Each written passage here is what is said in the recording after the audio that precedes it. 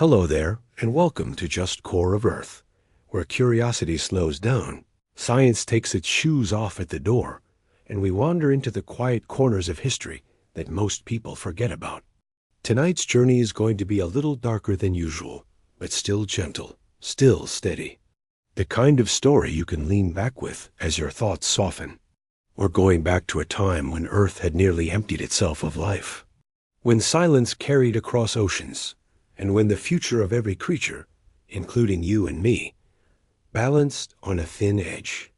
It was the aftermath of the Great Dying, the biggest extinction event our planet has ever endured. Now, I know extinction is a heavy word. It sounds final, unforgiving, and absolute. But what makes this story worth telling is not the end. Is what happened after? Because life did not give up.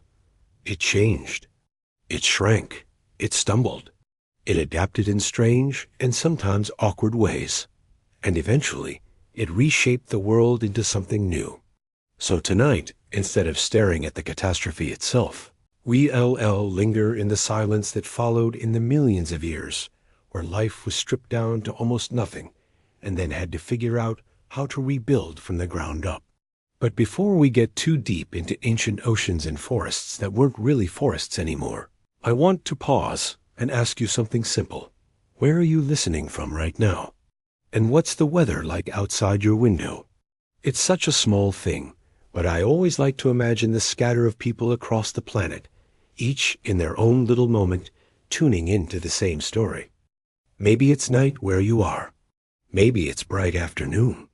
Maybe it's raining, and you can hear the drops as you settle in. Whatever it is, thank you for being here.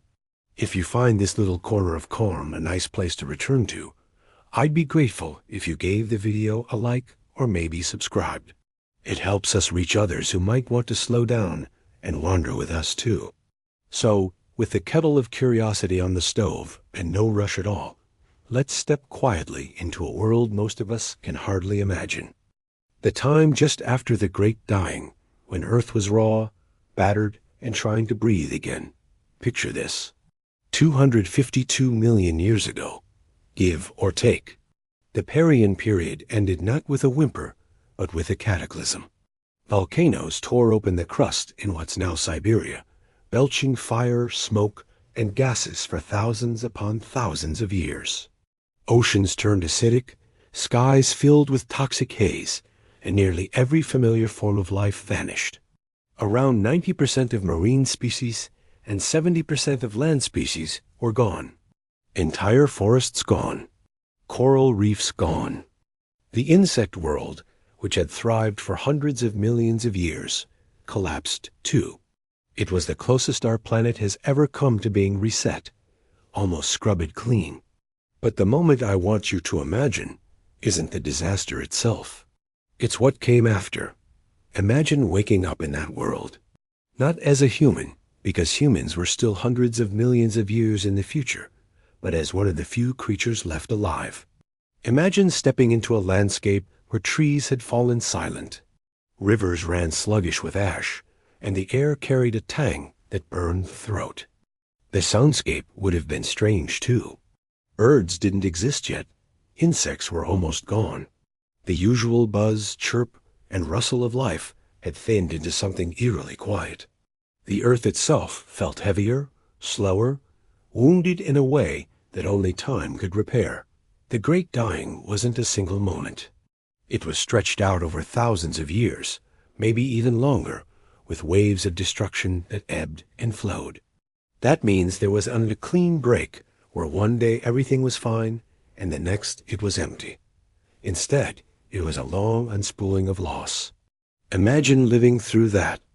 Imagine generations of creatures slowly noticing fewer neighbors, fewer plants, fewer places to hide, fewer chances to find food. And then, after the last waves of extinction finally passed, the survivors found themselves in a stripped-down world that barely resembled the one their ancestors had known. If you've ever walked into a burned forest, you might know a little of the feeling. Charred trunks, blackened soil, silence where there should be birdsong. Multiply that by an entire planet, and you have a faint sense of the aftermath. And yet, even then, life clung on. A handful of tough species made it through. Some were small, some were sturdy, some were just lucky. They would become the starting pieces in a long, slow puzzle of recovery. But let's not run too far ahead. Let's linger a little longer in the strange quiet that followed. Because it's in that quiet where you can really feel the weight of what happened. Imagine standing on the shore of what used to be a reef. Only now it's barren. The water is murky, filled with suspended minerals with oxygen levels too low to support much. Fish are rare. Corals are gone. The seafloor is coated in microbial mats, thick and slimy, the kind that usually get overshadowed when ecosystems are healthy. In a way, the oceans had regressed. They weren't bustling highways of fish and mollusks anymore. They were more like ancient ponds from Earth's early days, dominated by bacteria and algae, sluggish and simple. On land, it wasn't much better. The great forests of the Parian had collapsed. And for a while, Earth entered what scientists sometimes call a coal gap. That means there simply weren't enough trees to form new coal deposits. Whole ecosystems of plants had been wiped away. The ground would have been barren in many places, dotted with hardy shrubs and ferns struggling to re-establish themselves. Soil itself was unstable, washed easily into rivers without roots to hold it down. Floodplains turned muddy, erosion was rampant, and the air was often thick with dust. If you had walked across that land, you wouldn't have heard much. Maybe the shuffle of a few reptiles, the croak of an amphibian, the wind sweeping across open ground. No chorus of insects, no bird calls, no thick cover of greenery to rustle in. The silence would have been heavy, almost uncomfortable. And yet, for all its emptiness, this world was not truly dead. It was fragile, yes, but there were sparks left. And those sparks would eventually kindle into something entirely new. I want to pause here again just for a moment to think about scale. When we talk about recovery after the Great Dying, we're not talking about decades or even centuries. We're talking about millions of years. Imagine trying to measure recovery on a scale where even an entire human civilization, from its first fires to its tallest skyscrapers, is just a flicker. The Great Dying ended, and then Earth took 5 million years before ecosystems even began to resemble stability again.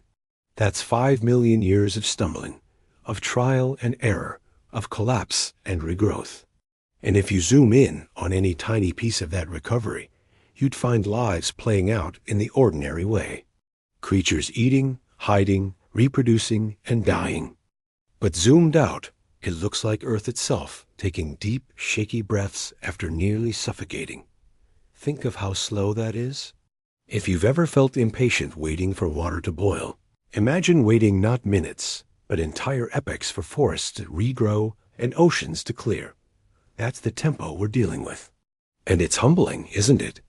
To realize that our sense of time is so quick, so focused on hours and days, while Earth measures its recovery and spans longer than all of human history combined.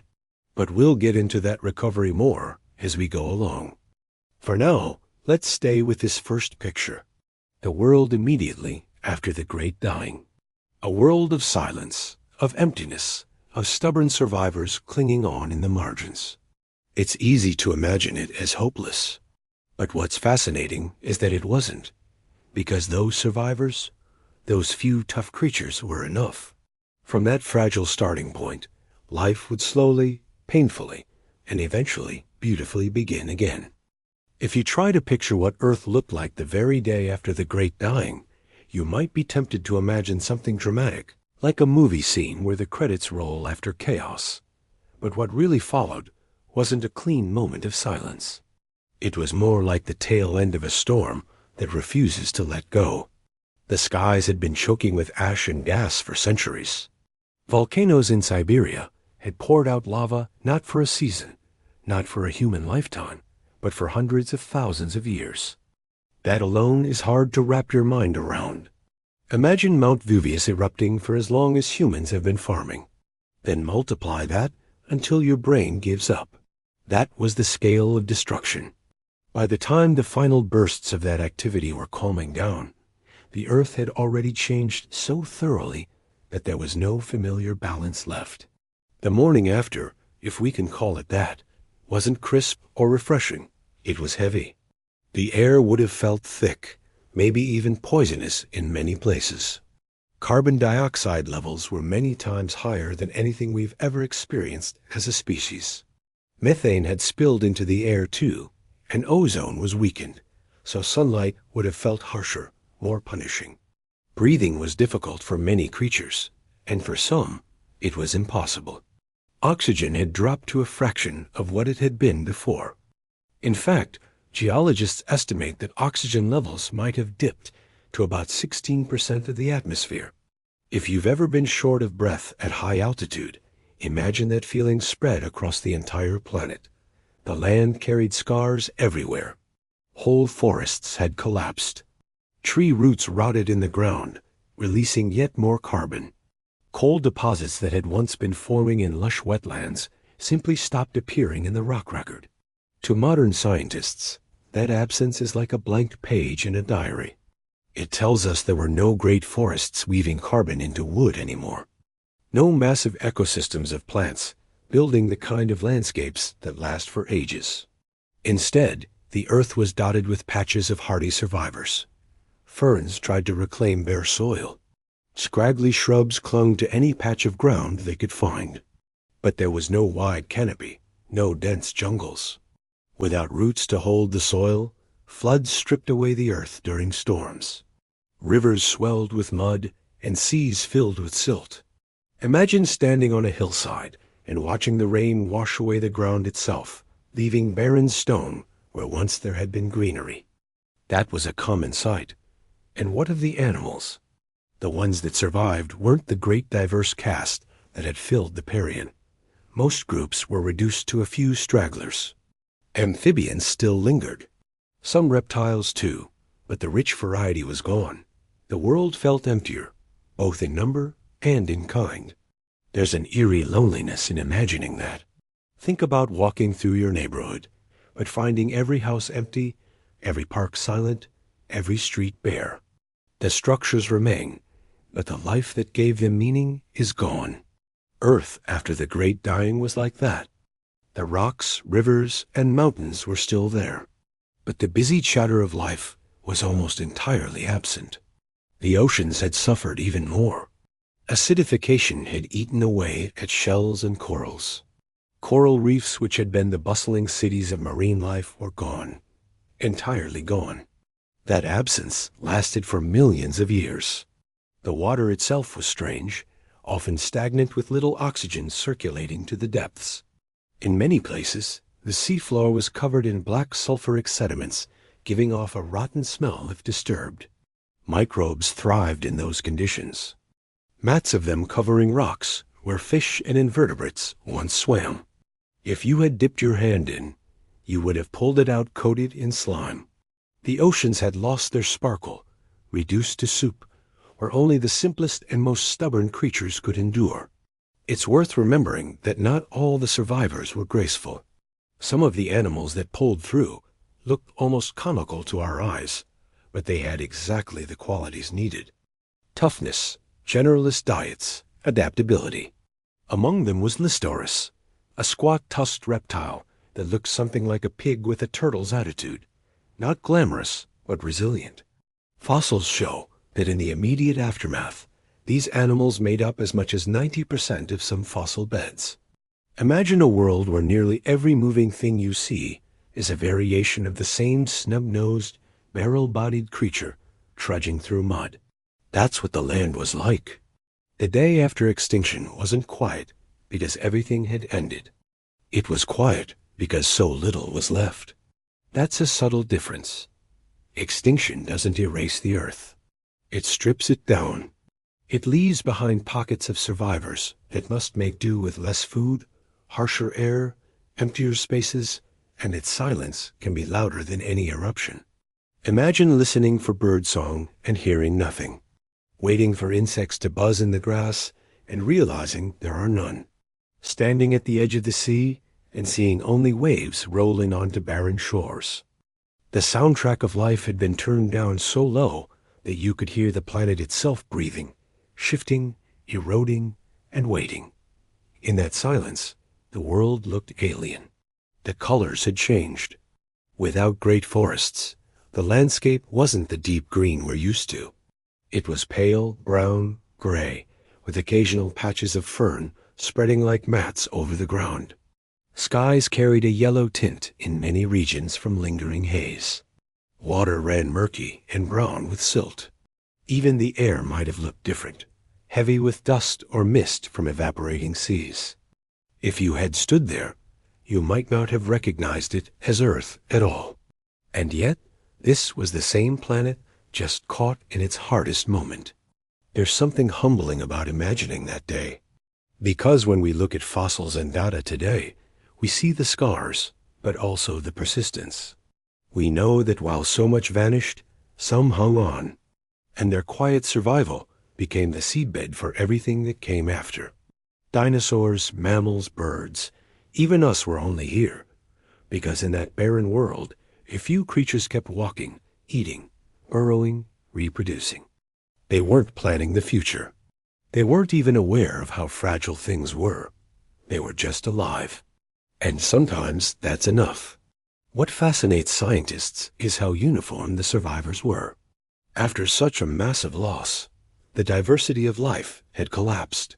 Before, ecosystems had been layered and complex, filled with specialists.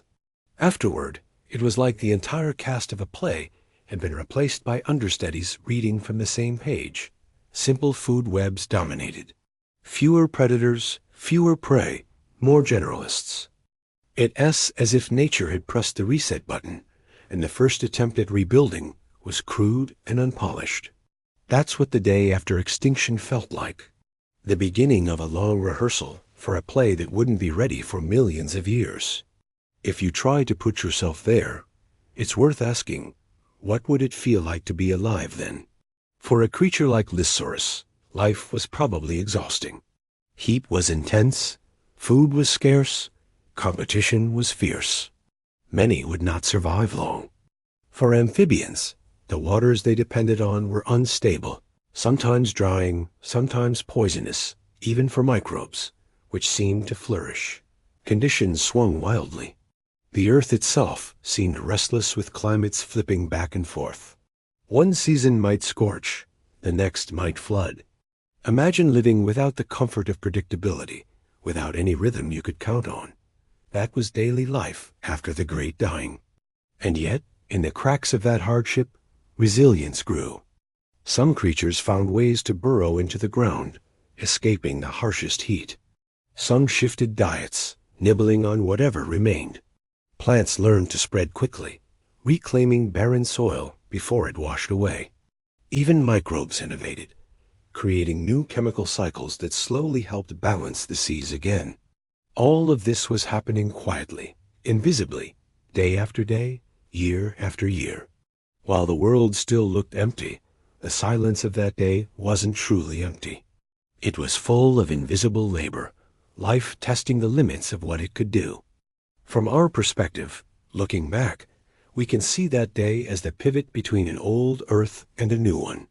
The Permian had ended, and with it entire lineages of life. The Triassic was beginning, though no one alive then knew it. And in that beginning was uncertainty, fragility, and a kind of eerie stillness. But beginnings often feel that way. The first steps are always wobbly. The important thing is that they happened. And so if you imagine yourself standing in that world in the aftermath, you'd be looking at something both heartbreaking and astonishing. Heartbreaking because of what was lost, astonishing because of what still remained. A handful of survivors in a battered world carrying with them the possibility of everything yet to come. That possibility was small, fragile, and stretched thin, but it was enough. And that is where the story of recovery begins. In the silence of the day after extinction, when the world was stripped down to its barest bones, and still somehow it kept going. When people picture ancient oceans, they often imagine them much like the ones we know now. Blue expanses teeming with life just beneath the waves, schools of fish darting, reefs bustling, predators cruising. But after the great dying, the seas were not seas as we would recognize them. They were broken, unstable, stripped of their richness, and in many places almost dead zones. To think of them as oceans at all might be misleading. They were more like giant suffocating basins of water trying to remember how to support life. The catastrophe had unfolded in layers, and one of the cruelest was what happened underwater. The eruptions in Siberia had released such staggering amounts of carbon dioxide that it dissolved into the seas, forming carbonic acid that made the water corrosive to shells and skeletons. Imagine an ocean where the very act of having a shell becomes a liability because the water eats it away. Creatures that had spent millions of years building protective armor suddenly found that armor melting. Corals collapsed, shelled mollusks withered. The very architecture of marine ecosystems fell apart. And with forests gone on land, soil washed straight into rivers, filling the seas with silt. Oxygen was already low, but now layers of water became stagnant. In many places, the surface held a thin skin of life. But below that, it was deprived of oxygen. The deeper layers turned toxic, filled with hydrogen sulfide produced by bacteria. If you had looked into those waters, they might have shimmered green or purple with bacterial blooms, the kind we sometimes see today in polluted lakes. Only this wasn't a small pond at the edge of town. This was entire oceans shimmering with the colors of microbial overgrowth. For marine animals that needed oxygen, it was like trying to live in a suffocating blanket. Many simply couldn't. Fish populations collapsed. The reefs, which had once been coral palaces buzzing with invertebrates, were empty rubble fields. For millions of years, there would be no true reefs. That gap in the fossil record is one of the most haunting signs of how deep the collapse was. Reefs today are considered delicate, but they're also ancient survivors. For them to disappear completely tells you how harsh the conditions became. In place of those vibrant ecosystems, microbial mats spread. These mats were slimy communities of bacteria that covered rocks and seafloors, forming slippery blankets where corals once built skyscrapers of stone. They were successful in their own way, thriving in conditions where others failed, but they offered little structure or shelter for more complex creatures. It was like replacing a bustling city with a carpet, flat, monotonous, and unwelcoming. The oceans also warmed with greenhouse gases thick in the air. Global temperatures soared, and the seas absorbed much of that heat. Warm water holds less oxygen than cool water. So the problem deepened. Even in shallower areas, oxygen levels fluctuated wildly, making survival unpredictable.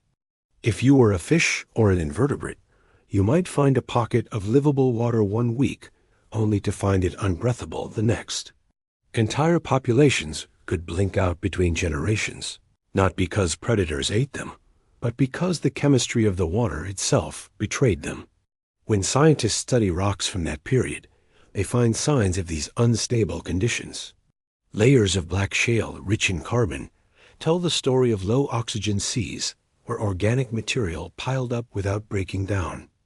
Other layers show chemical fingerprints of hydrogen sulfide, that rotten egg gas that is poisonous to most complex life. Together, they reveal oceans that were less like the open blue we know today and more like vast hostile cauldrons. And yet, even in that grim picture, life found ways to endure. Some groups of bivalves managed to hang on. A few species of brachiopods, too, though their glory days were behind them. Tiny plankton drifted in the upper layers of the seas, forming the beginning of food chains that struggled to hold together and in the absence of corals.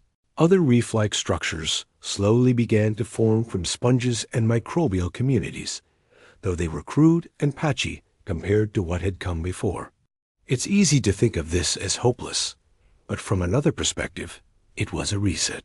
The oceans had become laboratories of survival, testing which traits could handle heat, acidity, and low oxygen. Those that passed the test would shape the seas for millions of years to come. One of the key lessons seems to have been flexibility. Creatures that could tolerate wide swings in conditions, or that could thrive in marginal niches, did better. Specialists, those that had evolved to fit one narrow role, were wiped away. The ocean, once finely tuned, was stripped back to generalists. Imagine floating on those waters.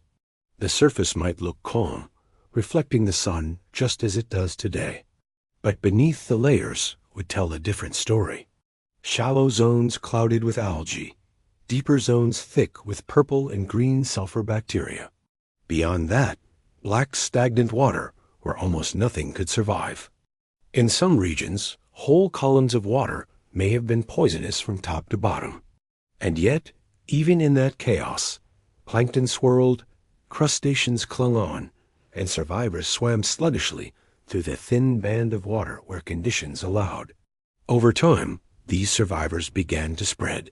Slowly, cautiously, they filled in the spaces left empty. But it was not a quick recovery. Reefs, once vibrant hubs, took about 5 million years to reappear in anything resembling their former glory. For all that time, the seas remained quieter, simpler, dominated by microbes and a handful of hardy animals. If you had visited Earth, then you might have found the land unsettling. But the oceans would have been stranger still, vast, silent, and oddly monotonous, like a world stripped of its color and sound. And yet, these oceans were not empty promises. They were the foundation for what would come. Within them, new lineages began to take hold. Early ancestors of modern fish, new kinds of mollusks, sponges that would eventually help reefs return. The seas were like a blank canvas waiting for brushstrokes. The old masterpiece had been erased, but the frame was still there, ready to be filled again. It would take patience on a geological scale, but the painting would return different this time, with new themes and brighter hues. If you trace that line forward, you realize something remarkable. The very emptiness of those oceans made room for the rise of new giants. The ancestors of the great marine reptiles of the Triassic, the echosaurs and plesiosaurs, would soon find their stage here. Fish would diversify again. Corals, after their long absence, would re-evolve into new forms. The seas that seemed broken beyond repair would become rich again. But on that first stretch after the great dying, they were shadows of themselves, still heavy and fragile. The stillness of those oceans carries a kind of lesson. They remind us that even the largest, most vibrant systems can collapse, not just a little, but entirely. And yet, given time, they can rebuild in forms no one could predict. The silence after the great dying was not the end of the seas. It was their pause, their breath, their long, slow rehearsal for the next act. And in that rehearsal, they held on to just enough to ensure that life, in all its stubborn creativity, could one day fill the waters again. If the seas after the great dying looked strange and hostile, the skies above them were no less unsettling. Today, when we step outside, even on a quiet day, the air is full of sound and motion. Birds sweep overhead, insects buzz and flicker in the sunlight, leaves rustle, and wind pushes through the branches. But in the early Triassic, after the catastrophe had settled into silence, the skies would have been bare. Not only bare of birds, which hadn't yet evolved, but even bare of the insect swarms that had once filled the Pierian air. It's difficult for us to imagine silence that deep, because we are so accustomed to a living background hum. But that hum was almost gone. Insects had flourished for hundreds of millions of years before the great dying, becoming masters of the skies and soil alike. Their variety was astonishing, with dragonflies the size of hawks, beetles filling niches across forests, and swarms of others building complex ecosystems. And yet, this event did what no other extinction before or since has fully accomplished. It cut down the insect world. Whole groups vanished entirely, some never to return. Fossil evidence shows a dramatic drop in diversity, a thinning that left behind only a few lineages hardy enough to manage the strange new climate. For a world so often buzzing, the sudden quiet must have been profound. And without insects, many other rhythms faltered. Plants had lost their pollinators, though to be fair, most early plants were wind-pollinated anyway. Still, the lack of insects meant the skies carried no constant flicker of wings, no shimmering clouds of movement on warm days. Predators that had once relied on insect prey found themselves without meals. The cascading effect was sharp. The food web that had extended into the air broke apart, leaving behind gaps that no one filled for a very long time. Reptiles, too, had been climbing toward dominance, but many of their lines were cut short. Only a small handful of species survived, and they were not glamorous. Small, sturdy creatures that could tolerate heat and scarcity reeked out in existence. Amphibians clung to wetter regions, their calls rare in the heavy air. The large specialized predators of the Parian were gone. Gone were the gorgonopsids, those fearsome saber-toothed reptiles that had once ruled the land. Gone were many of the amphibian giants that had lumbered through rivers and swamps. What survived was a narrower, more monotonous cast with fewer voices to fill the air. The atmosphere itself had changed too. With forests stripped back, there was less oxygen being replenished, and oxygen levels may have dipped so low that even breathing became a struggle for large animals. Imagine trying to run, to hunt, or to escape with only 2/3 the oxygen we enjoy now. Movement slowed, endurance faded. The air also held more carbon dioxide, making the climate hotter and more erratic. Skies may have appeared hazier, tinged by lingering volcanic gases. Sunlight filtered through differently, harsher in some places, dimmer in others. If you stood under that sky, it would not feel like the familiar dome we know.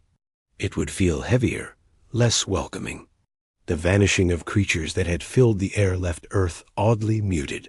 Think about the absence of birdsong today, even for a morning or two, and how eerie it feels. Multiply that across millions of years. For a long time, the skies were little more than a space of wind and weather. Clouds drifted, storms rumbled, the sun rose and set. But the motion of animals across that space was rare. The earth felt emptied, not only at ground level, but in the very air above. And yet once again, survival found a way. Some insects did persist, clinging to niches where they could. Beetles, with their tough exoskeletons and ability to feed on decaying matter, made it through. Their role as recyclers helped stabilize soils and plant life in small ways. Dragonflies, though reduced, managed to hold on as well. These survivors were the foundation for insect recovery, though that recovery would be slow. For a long time, diversity remained thin, and ecosystems lacked the buzzing complexity they once had. On the ground, one animal in particular seemed to thrive in this sparse world. Lista, that tusked squat reptile we mentioned before, became the poster child of survival. Fossil beds across what is now Africa, Asia, and Antarctica are littered with their remains, suggesting they were everywhere.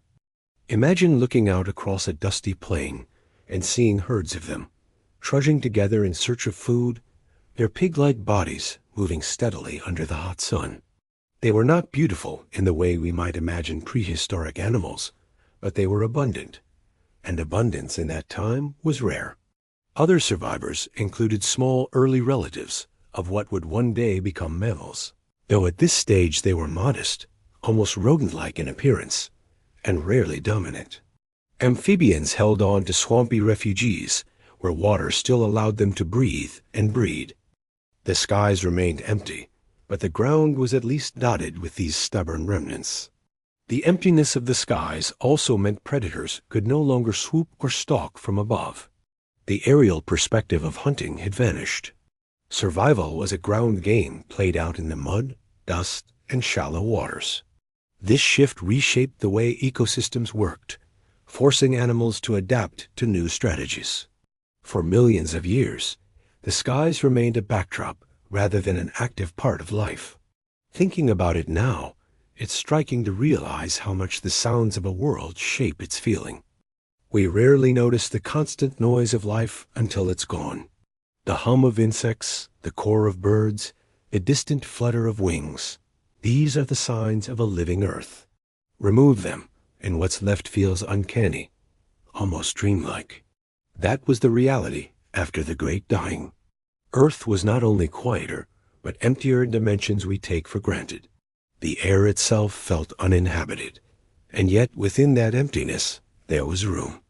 Room for new experiments, for lineages that had been minor players before to step into larger roles. The ancestors of reptiles that would later saw as pterosaurs were among the hidden survivors. They were tiny then, fragile, almost invisible in the fossil record. But their persistence meant that millions of years later, the skies would be filled again, this time with new wings, new voices, new patterns of life. The stillness of those skies was not forever. But in the immediate aftermath, it must have been haunting. A planet stripped of its background chorus, left with only the wind and the weather, waiting for life to climb back into the air. That waiting stretched on for generations beyond counting. But little by little, it happened. Survivors multiplied, new forms arose, and eventually, the silence was broken again.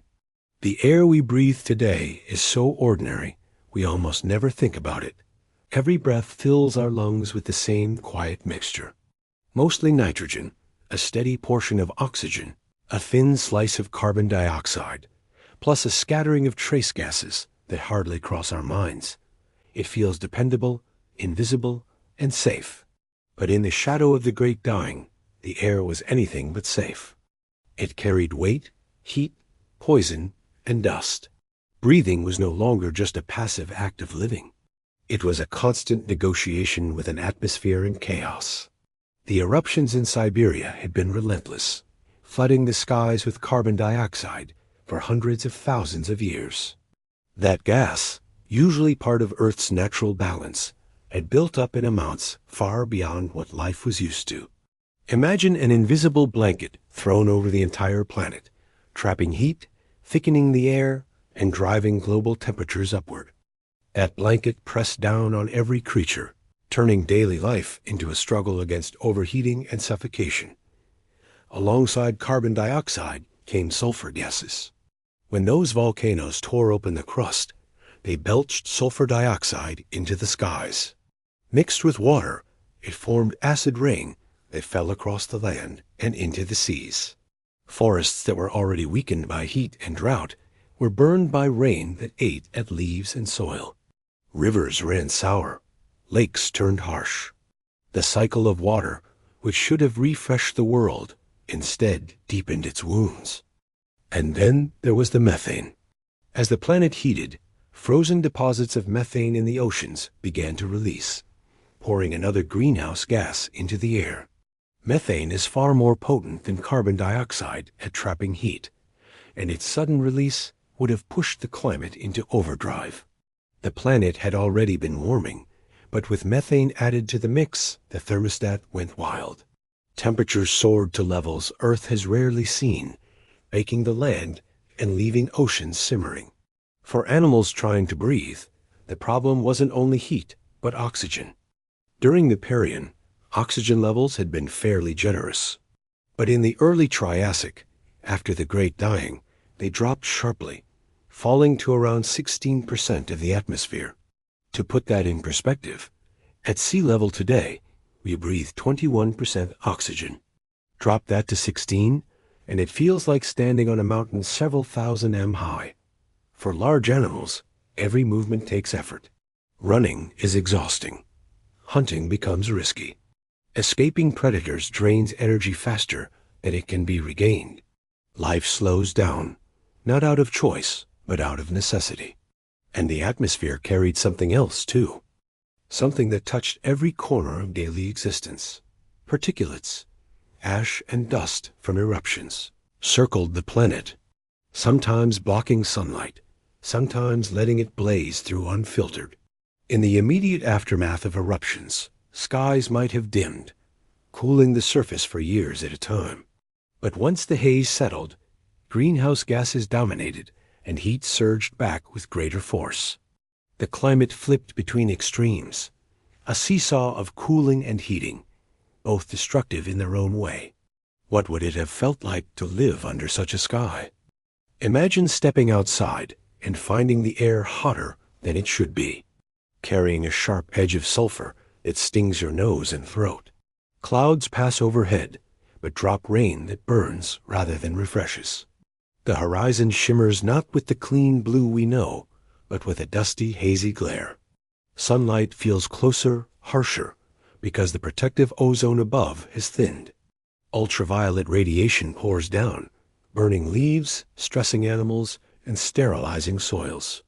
Shade offers little relief when the air itself is part of the problem. For plants, the atmosphere was both a burden and a filter.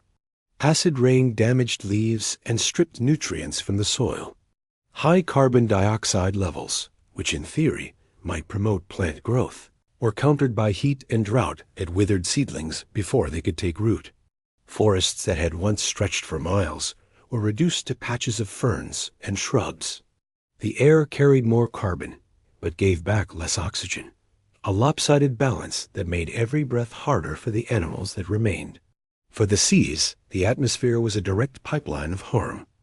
Carbon dioxide, dissolving into water, drove acidification that destroyed shells and skeletons. Methane pushed heat further, warming currents beyond their natural limits.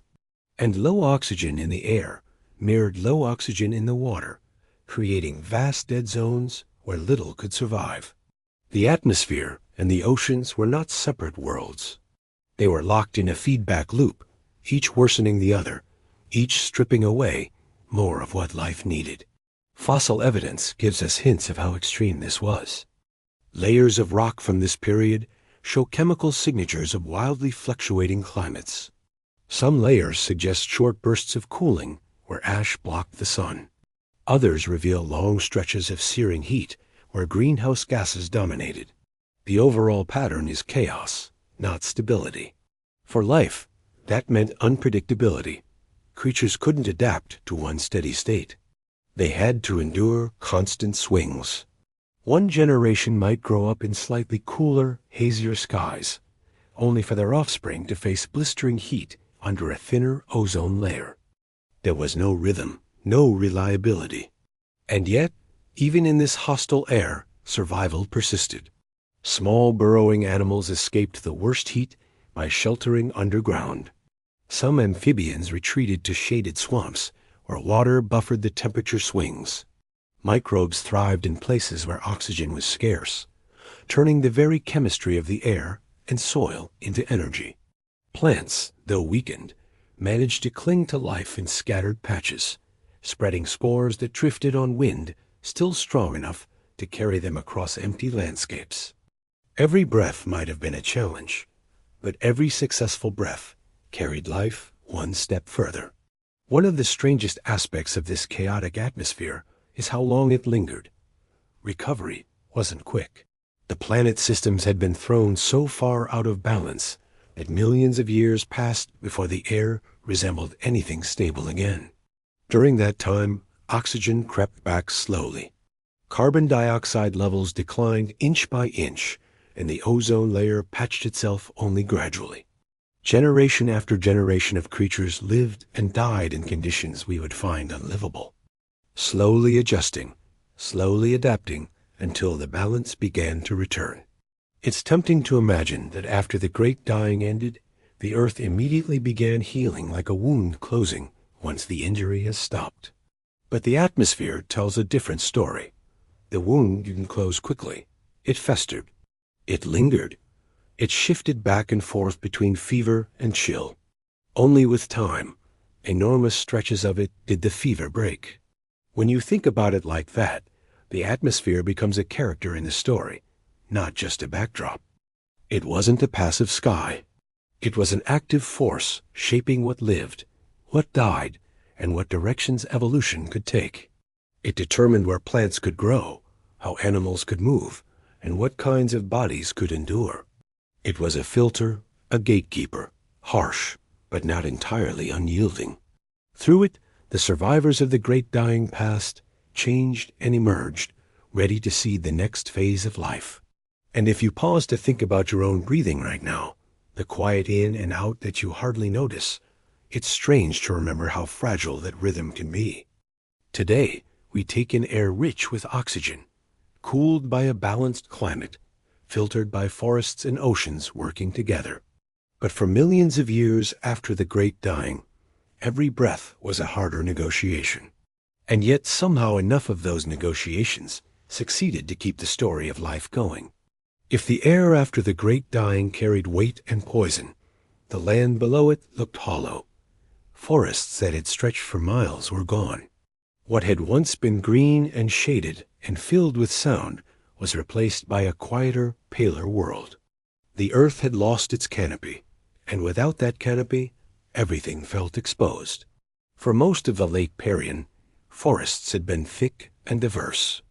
Towering conifers reached into the sky. Seed ferns spread across the landscape. Beneath them, ground plants created carpets of green.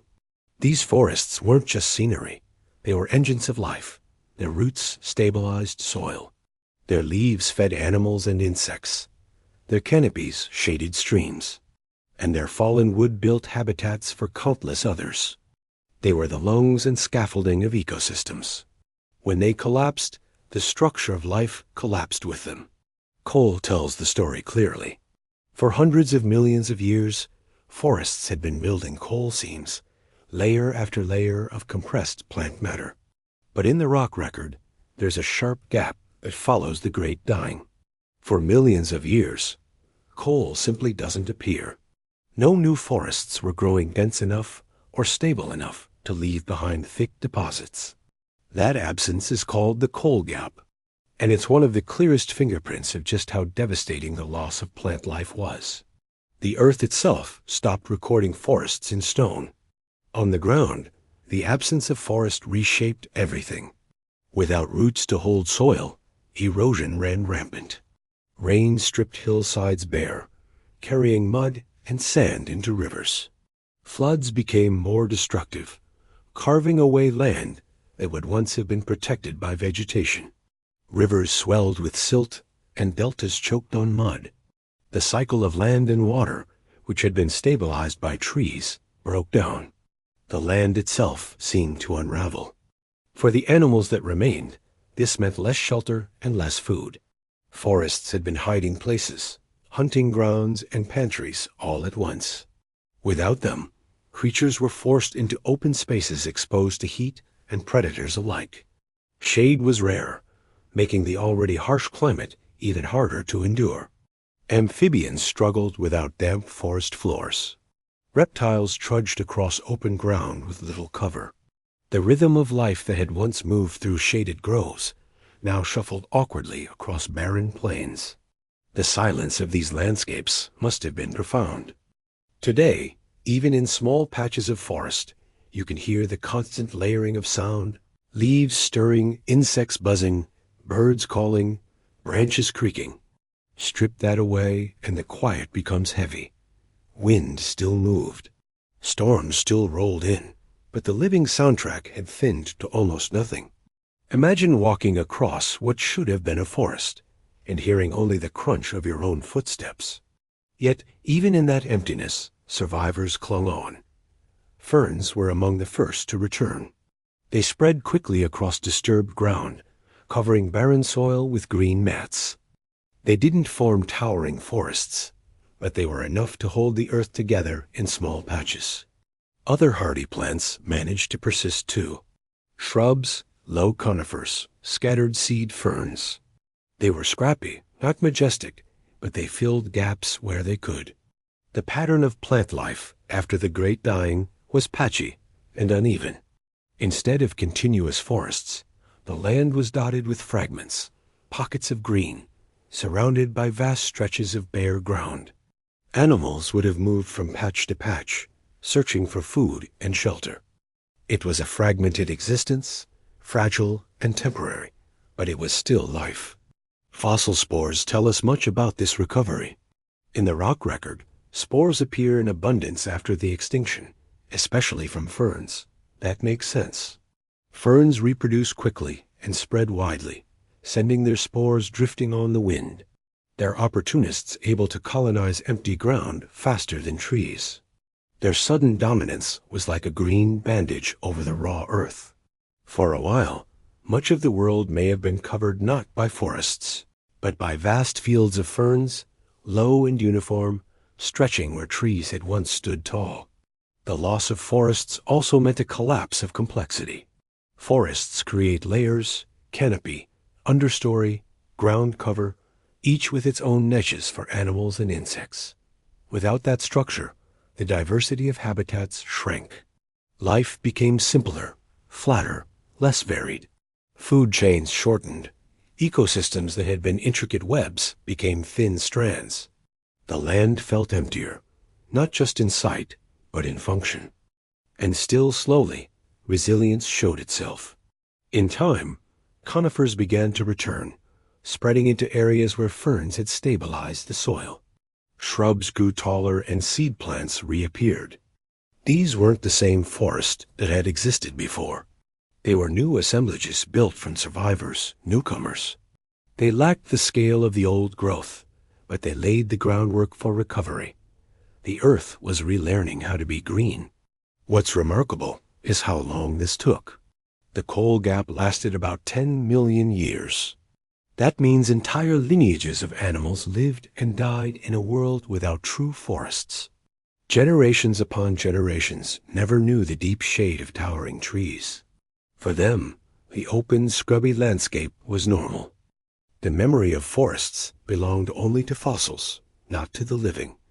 Think for a moment about the role forests play today. They regulate climate, cycle water, anchor soil, and provide homes for countless species, including us. Losing them, even briefly, changes everything. After the Great Dying, that loss wasn't brief. It was an age. The Earth spent millions of years breathing shallowly without its forests, running on the faint pulse of ferns and shrubs instead of the steady heartbeat of trees. And yet, when forests finally did return, they carried with them new possibilities. The plants that rebuilt the world were different, setting the stage for the ecosystems of the Triassic and beyond. Forests would never again look exactly as they had in the Permian, but in their new forms, they created opportunities for reptiles, insects, and eventually dinosaurs to flourish. The silence of the green world did not last forever. It was a pause, a gap, a silence between movements in the symphony of life. For those who lived in that silence, though, it was the whole world. Open land, patchy greenery, heavy air, and a quiet that must have felt endless. Day after day, year after year, the Earth's green silence stretched on. And yet, beneath that silence, the first notes of recovery were already beginning. After the forest had collapsed and the oceans had turned sluggish, the world did not bounce back with speed. It lingered. It hesitated. Life took its time to recover, not because it was lazy, but because the damage had been so deep that healing could not be rushed. If the Great Dying was a wound, the scar tissue formed slowly, stretching across millions of years. To call it a pause is almost misleading, because life was still moving, still breathing, still struggling forward. But compared to the pace of earlier recoveries, this one was astonishingly slow. Extinction events often act like pruning shears. They cut back life, but what's left regrows quickly, filling empty spaces with new experiments. After the asteroid strike that ended the age of dinosaurs, mammals surged within a few hundred years, diversifying into shapes that would soon dominate the Earth. But after the Great Dying, the pruning was too severe. There were hardly any branches left to regrow. Diversity had been cut down to a thin stump, and the stump needed time just to push out new shoots. Scientists sometimes call this period an evolutionary bottleneck. Imagine a crowded highway suddenly narrowed to a single lane. Traffic doesn't stop entirely, but it slows to a crawl. Only a few cars get through, and the variety of vehicles is reduced to whatever can fit in that lane. That's what life was like in the early Triassic. A few lineages managed to slip through, but the diversity of forms had been crushed. It took millions of years before new lanes opened, before traffic began to flow again. For animals, the pores meant monotonous landscapes, filled with the same creatures again and again. Fossil beds from this time often show overwhelming dominance by one or two species. Listoris, that tusked pig-like reptile, was everywhere. In some places, 9 out of every 10 fossils are Listoris. It's hard to picture such uniformity. Imagine walking across a continent and seeing the same creature on every plain and every valley, trudging across every hillside.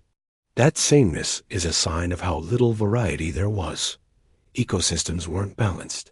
They were lopsided, dominated by whoever was tough enough to endure. The oceans showed the same sluggishness. Instead of diverse reefs, they were carpeted with microbial mats. Instead of bustling schools of fish, they were thinly populated with survivors. For millions of years, those mats covered the seafloor, a slimy reminder of how far life had regressed. Recovery in the water was just as hesitant as on land. And for a long time, the seas looked more like they had in Earth's distant past than in its recent one. What made this pause so long? Part of it was the scale of the catastrophe. With up to 90% of marine species and 70% of land species gone, there simply weren't enough survivors to rebuild quickly. Evolution needs diversity to work with, and the Great Dying had wiped that slate almost clean. Another factor was the instability of the environment. The climate swung between extremes with heat, drought, and floods disrupting any progress. Oxygen levels remained low, making life harder for large animals. Forests were gone, leaving landscapes vulnerable to erosion and deserts spreading across once fertile ground. In short, conditions didn't just kill life once. They kept life struggling for millions of years afterward. Think of it like trying to rebuild a house after a fire. But the ground keeps shaking. The rain keeps falling acid, and the air is thick with smoke. You can put up walls, but they collapse again. You can lay a foundation, but it erodes beneath your feet. The survivors of the Great Dying are trying to build in a world that wouldn't stay still. A pause wasn't just about time. It was about repeated setbacks. And yet, slowly, inch by inch, life did begin to return. Ferns spread across the land first, stabilizing soil. Small shrubs followed, and eventually conifers began to grow again. These plants created new habitats, however fragile, and gave animals places to live. Insects, though diminished, started to diversify again, buzzing back into ecosystems that had been too quiet. In the seas, sponges and bivalves laid the groundwork for new reef systems. Fish began to appear in greater numbers, and predators slowly re-emerged. The long pause was not complete stillness. It was the faint stirring of recovery, stretched across spans of time almost too vast to comprehend. Imagine living through it if you could.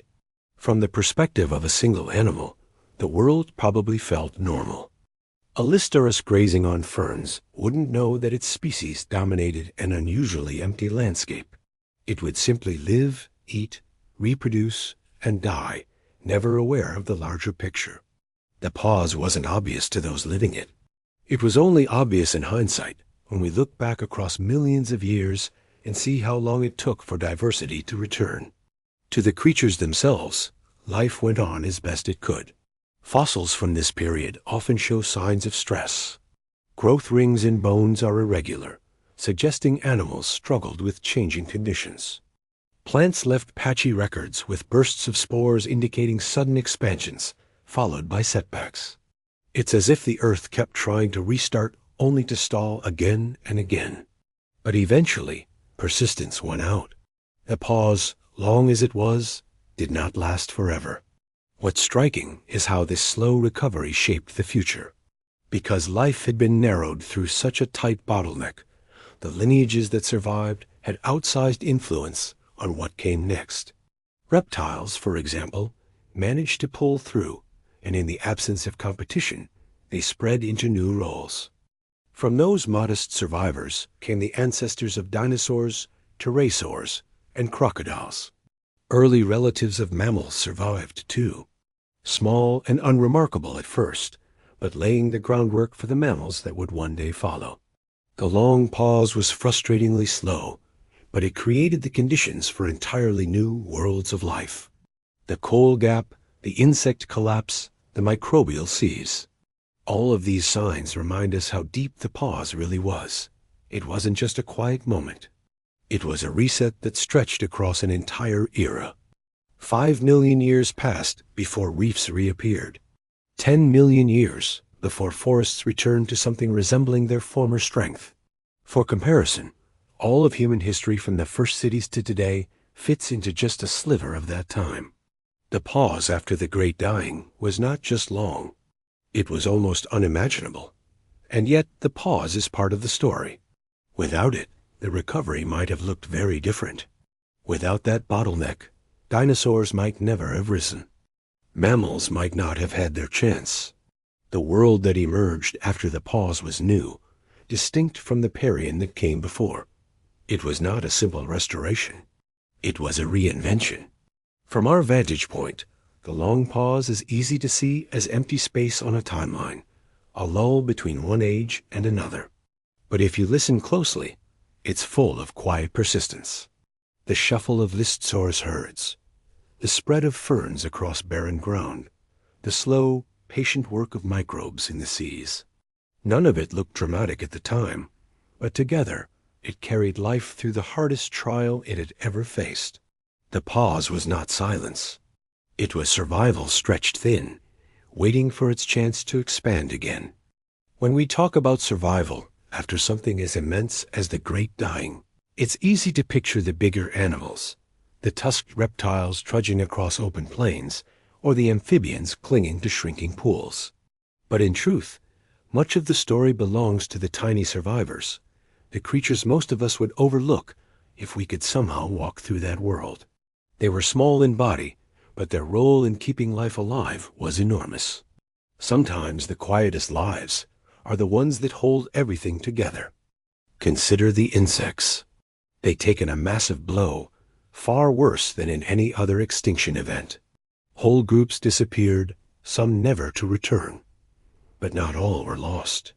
Beetles, in particular, managed to pull through. Their toughness lies partly in their design. With hardened outer wings acting as armor, they can protect themselves against harsh conditions. And they're not picky eaters. Many beetles are scavengers, chewing through decaying matter that other creatures ignore. In a world stripped of abundance, that adaptability gave them an edge. Beetles became recyclers in a land where waste piled up, breaking down dead plants and animals and returning nutrients to the soil. They may not have been glamorous, but they were essential. Other insects clung on as well, though in reduced numbers. Dragonflies managed to survive, though the giant species of earlier ages dwindled away. Their smaller cousins found ways to keep flying, feeding on what little prey remained. Their presence kept some measure of balance in ecosystems that were otherwise bare. Even in low numbers, they were predators that helped prevent smaller populations from swelling out of control. Flies, too, began to find footholds, buzzing into niches left empty by others. And beneath the soil, even smaller survivors carried on their invisible work. Microbes, bacteria, and fungi were not just present. They thrived. The harsh conditions that drove many animals to extinction were opportunities for microbes.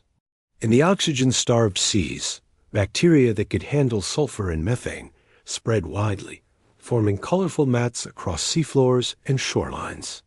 On land, fungi broke down whatever organic matter remained, cycling nutrients that plants would need if they were ever to return in force. We tend not to give microbes much credit in stories like this, but in truth, they were the backbone of survival. When forests collapsed and animals died in vast numbers, microbes took on the role of recycling the remains. They broke down what was left and built the foundation for soil and water systems to recover. Without them, nutrients would have stayed locked away in dead matter, unusable for new growth. Microbes are the unseen custodians of ecosystems, and after the Great Dying, they were busier than ever. Some of the most critical survivors were cyanobacteria, those tiny organisms capable of photosynthesis. In oceans stripped of complexity, they floated near the surface, capturing sunlight and producing oxygen. Even when larger plants and algae faltered, cyanobacteria continued their slow work, drip-feeding oxygen back into the atmosphere and keeping the planet from slipping into suffocating stillness. They had done it before, billions of years earlier, during the Great Oxidation Event, and they kept doing it now. In many ways, these microscopic survivors were the reason oxygen ever climbed back to levels that larger animals could handle. On land, small burrowing animals found safety underground. The harsh climate above with its heat and dryness was brutal. But underground, temperatures were more stable and moisture lingered longer. Creatures that could dig, like early relatives of mammals and reptiles, had a distinct advantage. Even small amphibians could find refuge in burrows, avoiding the worst of the drought and heat. Life shrank itself to fit into the cracks, holding on until conditions improved. It's worth picturing this not as a world of big dramatic survivors, but as a patchwork of tiny, stubborn lives. Picture a beetle chewing through dead wood in the shadow of a collapsed forest. Picture a dragonfly skimming across a murky pond that had once been part of a thriving ecosystem. Picture mats of bacteria turning black sediments into a living surface. Strange and slimy, but functional. None of it looks like the grandeur of pre-extinction life, but all of it mattered. Sometimes survival isn't about strength or size, but about flexibility. The tiny survivors after the Great Dying weren't specialized masters of one environment.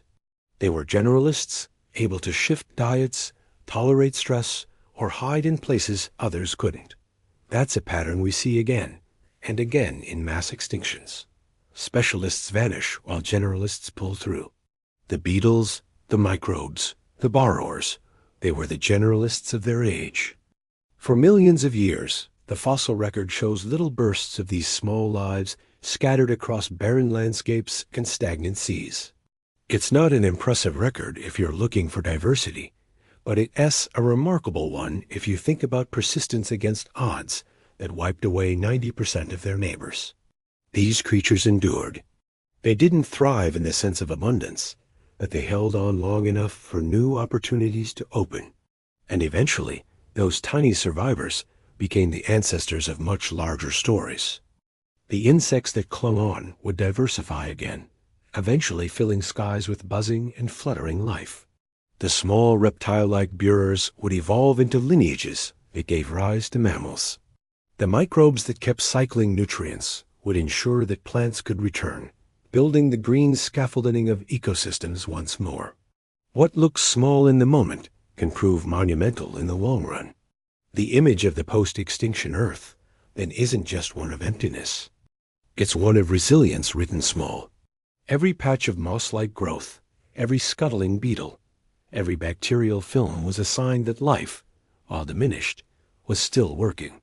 It was patchy, fragile, and often invisible, but it was enough to keep the story going. And sometimes enough is all that matters. When you imagine that world, think less about what was gone and more about what managed to stay. Because in those survivors lay the blueprint for everything that would follow. The giants were gone. The forests had fallen. The oceans were quiet. But the tiny survivors, the overlooked and the humble, were still there. And in their persistence, they carried the weight of Earth's future. When most people imagine the history of life, they picture the big things. Dinosaurs roaming through forests, mammoths crossing icy plains, giant fish cruising prehistoric seas. But after the Great Dying, the stage belonged not to giants, but to the smallest forms of life. For a long stretch of time, the Earth was essentially microbial. Bacteria ruled not in the sense of parades or armies, but in the quiet way that persistence itself can dominate. The collapse of forests and reefs had cleared away the complex structures of ecosystems. That left behind a stripped-down planet where the rules of survival were brutally simple. And in simplicity, microbes thrived. They didn't need stable climates or elaborate food webs. They could make a living in conditions that killed almost everything else. Where oxygen was scarce, microbes that fed on sulfur or methane filled the gap. Where the oceans turned stagnant, mats of bacteria spread across the seafloor, building slimy carpets that replaced corals. Where soils eroded into mud, bacteria moved in, breaking down whatever organic scraps remained. In many ways, this wasn't entirely new for them. Microbes had been the rulers of Earth for billions of years before animals or plants appeared. They had built the first ecosystems, fueled the first oxygen in the air, and shaped the planet's chemistry in ways we're still uncovering. So, when the Great Dying leveled the field, microbes simply returned to a role they had played before. For them, this wasn't a setback. It was a second reign. Picture the oceans at that time. Instead of reefs built by corals and teeming with fish, the seabed was often covered in thick microbial mats. These mats trapped sediments, formed strange layered structures, and spread across wide areas. If you stepped into shallow water, your feet would sink into them like stepping onto a slimy rug. In the fossil record, we see their signature in the form of stromatolites, layered rocks created by the activity of microbial communities. Stromatolites had been common billions of years earlier, then declined as more complex animals spread. After the Great Dying, they reappeared in abundance. Evidence that the seas had reverted to something much more primitive. The colors of the water would have been different too with bacterial blooms dominating. The surface might have shimmered green, while deeper layers glowed purple or red from sulfur-loving microbes. The chemistry of the water shifted constantly, sometimes rich in hydrogen sulfide, sometimes poor in oxygen. For larger animals, these swings were deadly. For microbes, they were opportunities. The seas belonged to them. Layer upon layer of microscopic kingdoms, invisible to the eye, but overwhelming in presence. On land, bacteria and fungi carried out the slow work of recycling. With forests gone, dead wood and plant matter piled up. Microbes broke it down, returning nutrients to the soil. Without them, the land would have stayed barren much longer. They also colonized bare rocks, creating the first films of life that would allow plants to grow again. In that way, they prepared the ground for recovery, acting as the invisible pioneers of ecosystems that hadn't yet returned. What's remarkable is how diverse microbes can be in their survival strategies. Some fed on light, capturing energy directly from the sun. Others fed on chemicals, thriving in places that to us would seem poisonous. Sulfur bacteria, for example, flourished in stagnant waters where hydrogen sulfide collected. Methanogens, microbes that produce methane, found niches in oxygen-poor sediments. Every chemical imbalance created by the catastrophe was a niche waiting for microbes to fill. They weren't just survivors. They were opportunists that turned disaster into dominance. For larger creatures that did survive, microbes were both allies and hazards. On one hand, microbial blooms provided food for some small animals. Plankton-eating fish and invertebrates could scrape by on them.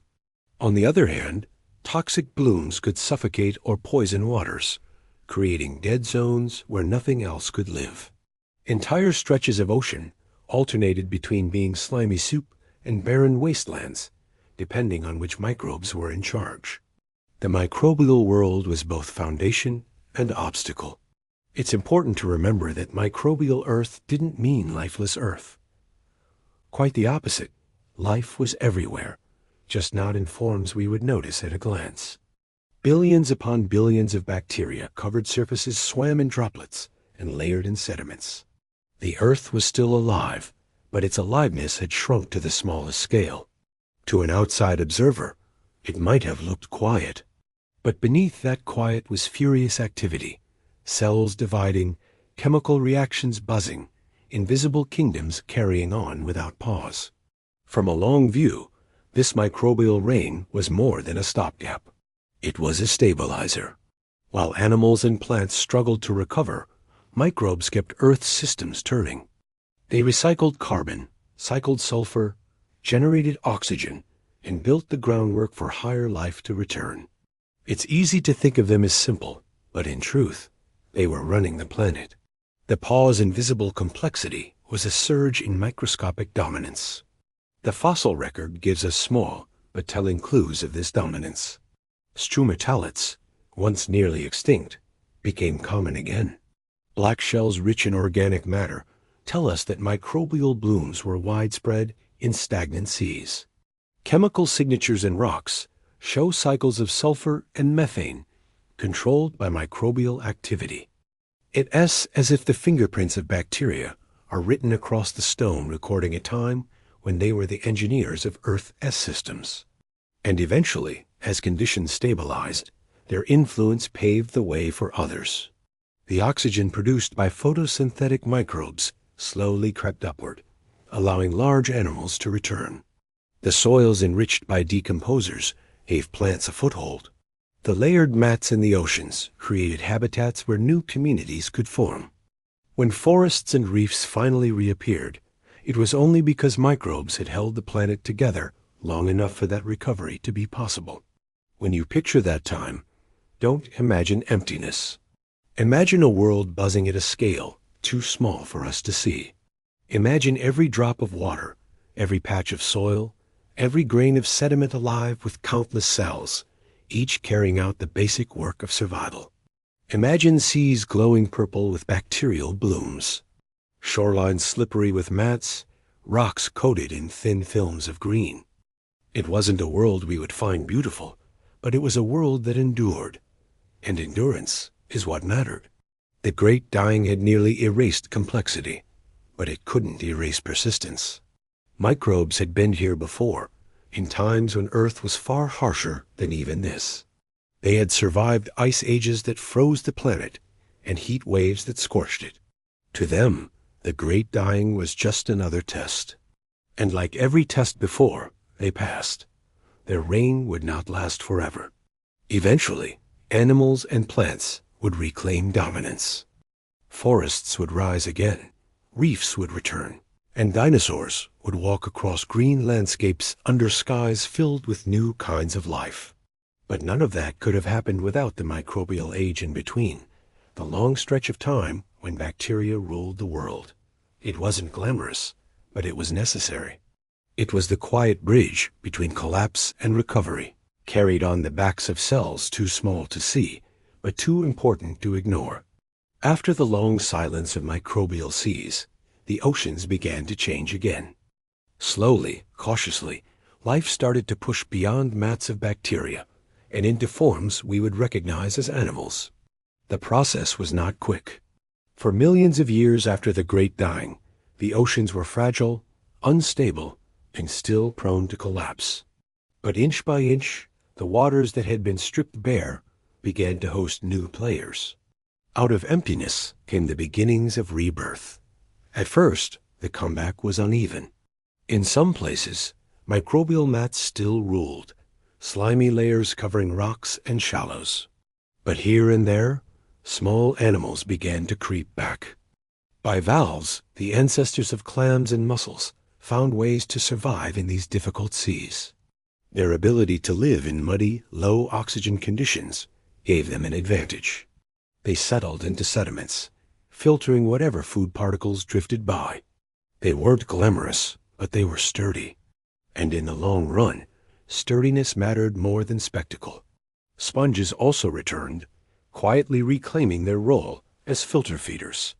They attached themselves to rocks and shallow seafloors, pumping water through their bodies to capture food. In time, some of them began to form primitive reef-like structures, small and scattered compared to the vast coral reefs that had collapsed, but still significant. These sponge reefs were modest beginnings, but they signaled that complexity was stirring again. Other survivors included ammonoids, relatives of the ammonites that would later flourish. These spiral-shelled creatures had been nearly wiped out in the extinction, but a few lineages held on. They were smaller than their Parian ancestors, but they drifted back into the seas, using their shells to control buoyancy and move through the water. Over millions of years, they diversified again, filling roles as predators and prey. Their persistence is a reminder of how survival at small scales can blossom into dominance later. Fish, too, found their way back. Early bony fish began to spread, though in reduced numbers at first. Sharks and their relatives persisted, though they had lost much of their diversity. In the murky, unstable seas, these predators swam cautiously, surviving in low abundance, but maintaining a foothold. For a long time, the oceans lacked the abundance of predators that had once kept ecosystems in check. Food chains were shorter, simpler, but slowly they began to lengthen again as fish populations expanded. The fossil record shows us that recovery in the oceans was not smooth. There were setbacks with waves of warming and oxygen loss causing repeated crashes. At times, diversity began to rise only to collapse again. The seas after the Great Dying were fragile, easily tipped back into chaos. But each time, enough survivors clung on to keep the process moving forward. Over millions of years, those repeated struggles built resilience, shaping lineages that could handle swings in climate and chemistry. One of the strangest aspects of this recovery was the role of sponges and bivalves in building new ecosystems. In the absence of corals, they became the scaffolding of marine life. Imagine a shallow seafloor dotted with sponge reefs and bivalve beds. Not as colorful or dramatic as coral reefs, but alive with activity nonetheless. Small fish darted among them. Invertebrates grazed and hid in their structures. Microbial mats filled in the gaps, creating a patchwork of old and new. It wasn't the same ocean as before. It was a different one built on the survivors who could tolerate its instability. Over time, diversity returned, though it took millions of years to approach anything like pre-extinction levels. Ammonoids grew more abundant, fish diversified, and new predators began to emerge. By the middle of the Triassic, ichthyosaurs, the great marine reptiles, appeared sleek and powerful, shaped like dolphins, but descended from land reptiles. They would become some of the dominant predators of the seas, a sign that marine ecosystems had not only recovered, but evolved into new forms. But their rise was only possible because the simpler foundations had been rebuilt first. If you could have stood by the shore in those early days of recovery, the view would still have been strange. The water might look calm, but beneath it, the communities were patchy. Some areas still covered in slime, others dotted with bivalves and sponges, others showing hints of growing diversity.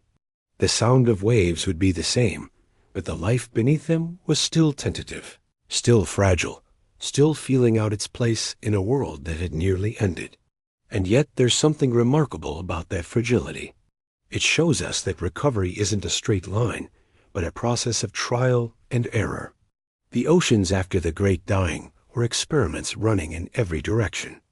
Some failed, collapsing quickly. Others succeeded, laying the groundwork for ecosystems that would last millions of years. The seas had been stripped of complexity, but that stripping opened space for new lineages to try new strategies. From those experiments came the future of marine life as we know it. The phrase oceans reborn might sound dramatic, but in reality, it was slow, quiet, and often invisible on a human scale. Rebirth came not as a sudden flourish, but as a gradual accumulation. A bivalve here, a sponge there, an ammonoid drifting by, a fish making dew in shallow water. Piece by piece, they rebuilt the puzzle, and eventually the puzzle became recognizable again.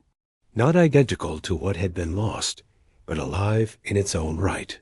When we look at reefs today with their dazzling fish and colorful corals, it's easy to forget how many times life has had to start over. The Great Dying nearly erased reefs entirely, and for millions of years, they were gone. Their return was not inevitable. It depended on the persistence of tiny survivors and the slow rebirth of seas that had been poisoned and stripped bare. That they did return at all is a testament to the stubbornness of life. The oceans reborn after the great dying weren't the same oceans as before. They were new, shaped by survivors, and defined by resilience. And in their strangeness, they held the seeds of the future. Marine reptiles, new fish, new reefs, new balances. What began as silence and slime became in time a symphony of life again. It just needed patience measured not in years or centuries, but in millions of years. While the oceans were finding their way back from silence, the land was also stirring. It didn't happen quickly, and it didn't happen evenly, but step by step, patch by patch, life began to reclaim ground that had been stripped bare. To imagine those first steps of recovery is to picture a world that still looked broken, but was quietly, stubbornly beginning to heal. The land after the great dying had been left hollow. Forests had collapsed, soils had eroded. Animals had thinned to a fraction of their former diversity. For a long stretch, the plains were dominated by little more than ferns and scattered shrubs. It wasn't a landscape of towering trees, but one of low, patchy greenery. Across this sparse cover, animals that had managed to survive trudged on. It wasn't lush. It wasn't vibrant, but it was alive, and that made all the difference. One of the most striking signs of this recovery is the overwhelming presence of a single creature. Listerous fossils of this tusked, stocky animal are so common in early Triassic rocks that it sometimes feels like the whole world belonged to them. In some places, 9 out of every 10 skeletons found belonged to Lystrosaurus. They were small compared to the predators of the Parian, with squat bodies and a pig-like build. But they were hardy. They could dig. They could eat tough plants. And they could tolerate harsh climates. In a world where specialization spelled doom, Lystrosaurus survived by being adaptable. It's easy to picture them moving across barren plains, herds of them browsing on ferns, leaving trails of trampled greenery behind. They may not have been elegant, but they filled the empty spaces left by extinction. They were everywhere, and in their abundance, they stabilized ecosystems that had been reduced to fragments. Without them, the land might have stayed emptier for longer. Other creatures found their way back too. Amphibians, though diminished, clung to rivers and swamps. Some of them grew to impressive sizes, lurking in shallow waters like living holdovers from an earlier time. They weren't as diverse as before, but they played their part, feeding on insects and small reptiles, adding movement to ecosystems that were still thin. Their calls, echoing across wetlands, must have been among the few sounds breaking the silence of those landscapes. Small reptiles also began to diversify again. They were not the dominant dinosaurs of later ages, not yet. Instead, they were modest creatures, scurrying across the ground, feeding on insects or plants, testing out niches left open by extinction. These early steps mattered. From them, over millions of years would come the great lineages of the Triassic, Aurosaurs, the ancestors of crocodiles, pterosaurs, and dinosaurs. But in the beginning, they were simply survivors trying to find a foothold. Insects, too, began to buzz back into the picture. Their diversity had been crushed, but beetles and dragonflies held on, and new groups began to emerge. Their return added emotion and sound to the land, pollinating plants, recycling waste, and feeding other animals. Slowly, the skies were no longer entirely empty. The faint hum of insects began to weave itself back into the soundtrack of Earth. Plants pushed the recovery forward as well. Ferns spread across open ground, stabilizing soils. Small conifers began to grow again, reaching upward where once only low greenery had stood. Seed plants returned, adding complexity to the patchwork. These plants were not forests, not yet, but they were steps toward forests. They broke the monotony of barren plains and created pockets of shade and shelter. The fossil record shows us how tentative these steps were. Plant spores spike in abundance after the extinction. Evidence of fern spreading rapidly across disturbed ground. Conifer pollen begins to appear again, though in low numbers at first. Bones of animals cluster in certain layers, suggesting populations were thin and patchy. It wasn't a smooth expansion, but a stuttering one, full of setbacks and small gains. The climate didn't make it easy. The air was still hot. Carbon dioxide was still high and oxygen levels were still low. Rain fell irregularly, sometimes in destructive floods, sometimes in long droughts. Animals and plants trying to spread often face sudden reversals. But over time, resilience built itself back into the system. The more plants spread, the more they stabilized soils. The more insects returned, the more they supported plants. The more animals survived, the more complex the food webs became. Step by step, the land found its rhythm again. It's striking to realize how different these early ecosystems were from what came before. The Permian had been full of towering forests and powerful predators.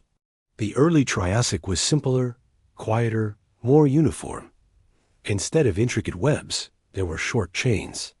Instead of dense forests, there were scattered patches. But in that simplicity lay the seeds of something new. The world wasn't rebuilding the past. It was building a future, one that would eventually lead to the age of dinosaurs. If you could stand on the land, then you might not be impressed. You would see herds of the same stocky animals, fields of ferns, a few small reptiles darting between shrubs, amphibians lurking in muddy pools. It would look repetitive, almost monotonous, compared to the lush variety of the Permian. But beneath that simplicity, the machinery of recovery was turning. Genes were mutating. Populations were adapting. Lineages were branching. Given enough time, those unremarkable scenes would give rise to some of the most remarkable ecosystems Earth has ever known. The first steps on land were not dramatic. They were small, slow, and often unnoticed. But they were crucial. Without those early survivors, without Lista trudging across plains, without beetles recycling waste, without ferns spreading across bare soil, the land might never have recovered. The first steps don't always look grand, but they are what make the next steps possible. And so after the silence of extinction, the land began to stir again, not with grandeur, not with sudden abundance, but with persistence. The first steps of recovery were enough to break the stillness, and from there, the journey could continue. When you picture the land after the great dying, it's not filled with graceful giants or lush forests. Instead, it's a world of oddities, a cast of strange survivors that don't always fit our ideas of what prehistoric life should look like. Chief among them is Listaurus, a creature so unassuming that if you saw it today, you might not even glance twice. And yet, in the early Triassic, this squat-tusked reptile became one of the most successful animals Earth has ever known. Lista didn't look like a ruler of worlds. It was about the size of a pig or a small cow with a barrel-shaped body, stumpy legs, and a head capped by a blunt snout. Two tusks jutted forward from its mouth, and behind them was a beak-like structure that it used to crop tough plants. Its body plan was simple, almost comical compared to the saber-toothed predators and towering amphibians of the Permian. And yet, when those others fell, Listaurus thrived. Fossil evidence tells us just how extraordinary their success was. In some areas, up to 90% of all land vertebrate fossils belong to Listaurus. Imagine traveling across continents and finding the same animal everywhere. Plains in what is now South Africa, valleys in Russia, rivers in China, all filled with herds of this same stocky creature. In terms of dominance, few animals in history have matched it. For a time, the Earth seemed to belong to Listaurus. Why did they succeed where so many others failed? Part of the answer lies in their adaptability. Listaurus was a generalist, able to eat a wide range of plants. In a world where food was scarce and patchy, that flexibility mattered. They were also borrowers. Fossil burrows attributed to Listaurus suggest they dug into the ground, sheltering from the heat and dryness of the early Triassic climate. Burrows would have protected them from sudden swings in temperature, from predators, and even from drought. They didn't need lush forests or stable weather. They made do with whatever was at hand. Their physiology may have helped, too. Bone studies suggest that the Listoris grew quickly, reaching adulthood in just a few years. That rapid growth meant they could reproduce faster and bounce back from population losses more effectively. In a world where conditions were unpredictable, speed was survival. Even if many died young, enough would reach maturity to keep herds thriving. And then there were the tusks. While their exact purpose is still debated, they may have helped Listoris dig through tough ground or strip bark and roots. In a landscape stripped of leafy abundance, being able to access buried or woody plant material gave them another edge. They weren't picky eaters, and that lack of pickiness was a key to their success. But Listoris was not alone. Other strange survivors filled the early Triassic alongside it, though none reached the same overwhelming dominance. Small amphibians clung to wetlands, some of them descendants of Parian giants reduced to more modest forms. Early archosaurs, small, lightly built reptiles, scurried across open ground. Barely noticeable at first, but destined for greatness in the future.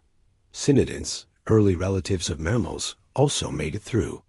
They were small, fur-covered, and unremarkable at the time, but they carried traits that would one day define an entire class of animals. The oddity of this caste lies in how unlike each other they were. There was no single formula for survival.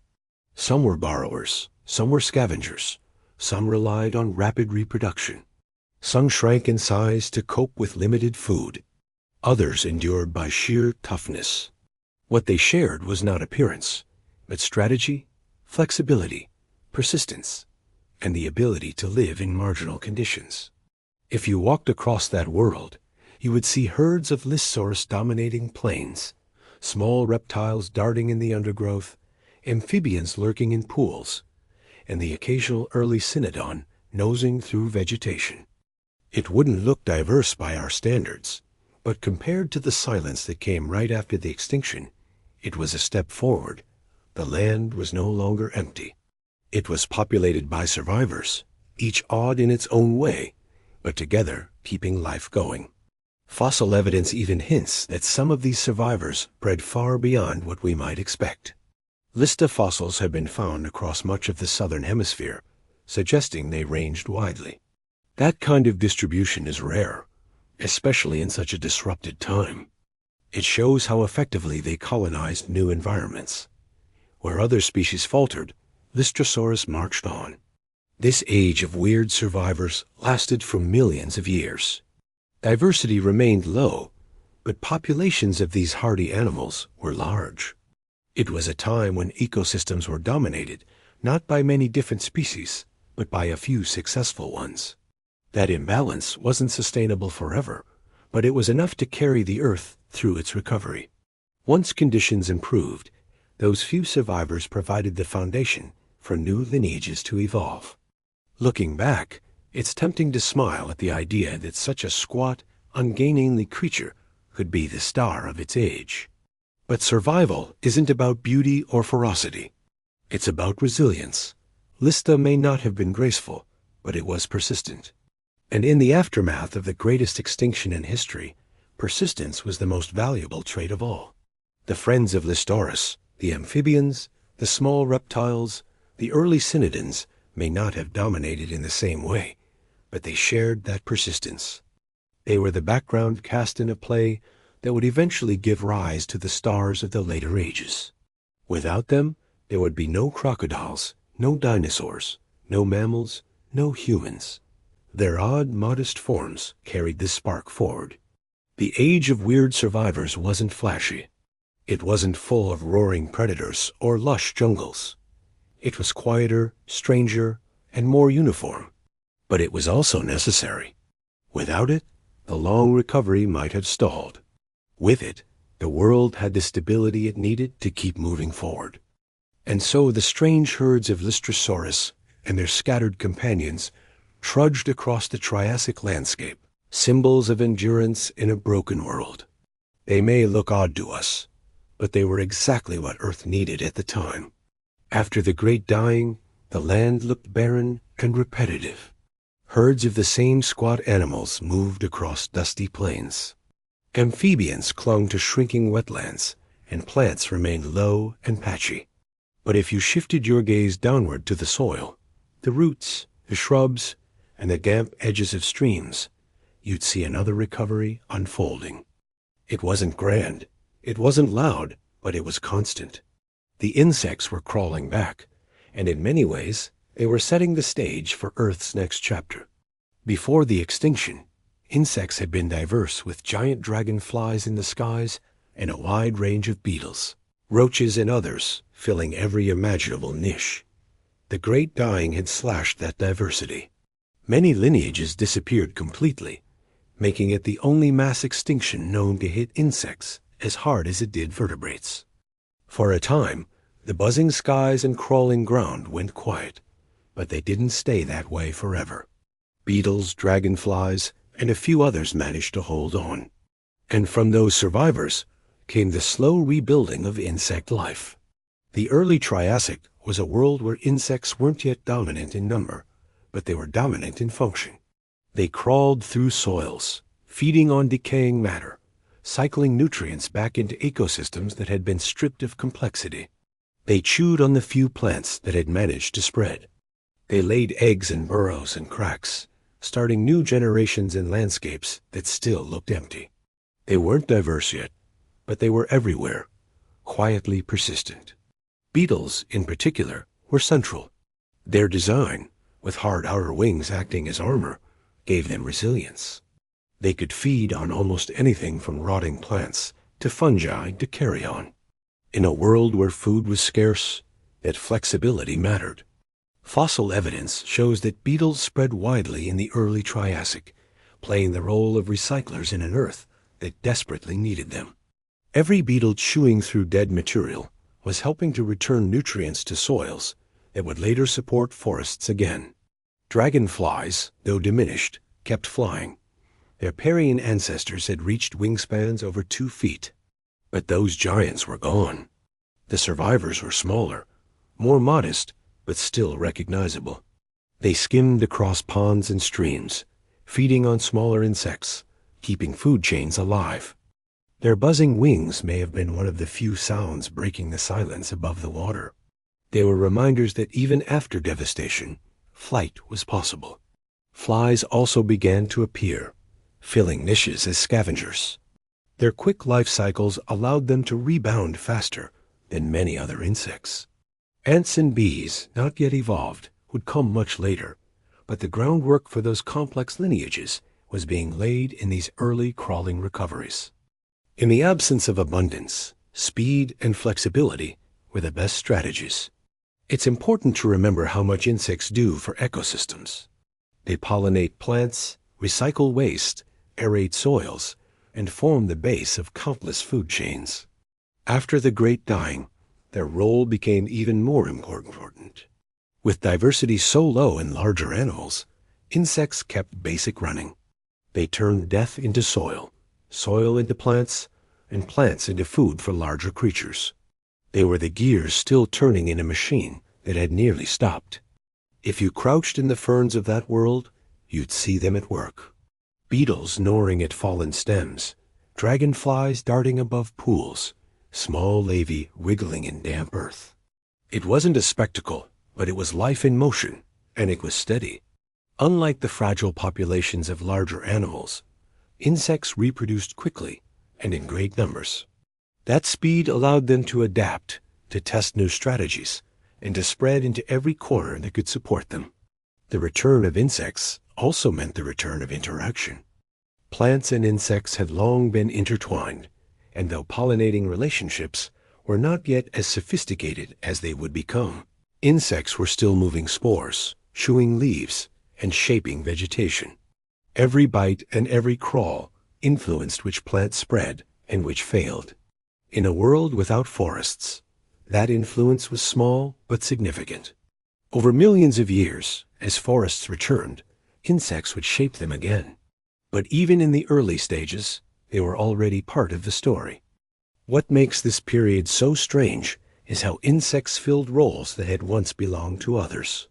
In the absence of birds, skies were left to dragonflies. In the absence of abundant scavengers, beetles and flies carried the load. In the absence of complex forest ecosystems, insects dominated the undergrowth. They weren't yet as visible as the herds of reptiles, but they were everywhere, and their presence made survival for others possible. The fossil record shows their growing importance. Traces of insect feeding appear on fossil plants, showing where they chewed or bored. Their bodies are preserved in ancient sediments, sometimes in great numbers. Their rise after the extinction is slower than in other recoveries, but it's steady, building a foundation that would only grow stronger as conditions improved. If you imagine walking across the land, you'd hear little of them at first. Maybe a faint buzz, maybe the flicker of wings by a pond. But if you knelt down and looked closely, you'd see them in every patch of green and every scrap of soil. The earth was crawling again, not yet flying, not yet humming in full, but crawling. And that crawling mattered. Over time, as ecosystems regained stability, insects became more diverse again. By the Middle Triassic, new groups were appearing, building the lineages that would dominate for the rest of Earth's history. Ants, bees, butterflies, and countless others were still far in the future, but their distant ancestors were already taking shape. The crawling Earth of the early Triassic was the seedbed for the buzzing world we know today. And so, while the large survivors trudged across plains and amphibians clung to swamps, the insects were rebuilding life from the ground up. They were the quiet workers, the overlooked survivors, the creatures that turned emptiness into possibility. Their takeover was not dramatic, but it was decisive. Without them, the recovery of plants, animals, and entire ecosystems would have stalled. With them, the Earth had gears again, small but unbreakable. The crawling Earth may not have looked impressive, but it was alive. And in that crawling, life was already preparing for the next rise. Life after the Great Dying wasn't just shaped by what was gone. It was shaped by what the Earth kept throwing at it. Survival was never smooth, because the planet itself wouldn't settle. The climate swung back and forth like a pendulum that couldn't find its balance. One stretch of years would scorch the land with heat. Another would bury it under floods. Droughts lasted long enough to crack soils wide open, and storms came fierce enough to wash away what little had grown. If extinction had left the world fragile, the climate kept pressing on that fragility, testing it over and over again. The Siberian eruptions had filled the air with greenhouse gases, and those gases lingered for millions of years. Carbon dioxide levels were far higher than today, and methane released from ocean deposits only added to the burden. That meant heat. Relentless heat. Average global temperatures rose to levels far beyond what modern Earth carries. Day after day, the sun beat down harder than before, and nights gave little relief. For animals already struggling with low oxygen, that heat made every step more exhausting. Shade was scarce, and even where plants grew, the air itself held the weight of warmth. But the heat wasn't steady. Volcanic dust and ash sometimes blocked sunlight, creating short spells of cooling. Those cool intervals may have offered temporary relief, but they came with their own problems. Crops of plants just starting to spread could fail under sudden chills. Rainfall patterns shifted wildly. What life needed most, stability, was nowhere to be found. Instead, the climate lurched between extremes, giving with one hand and taking with the other. Drought was one of the harshest challenges. Without forest to hold moisture, the land dried out quickly. Rivers shrank, wetlands vanished, and soils cracked into mosaics of dust. Amphibians, already diminished, were hit hardest.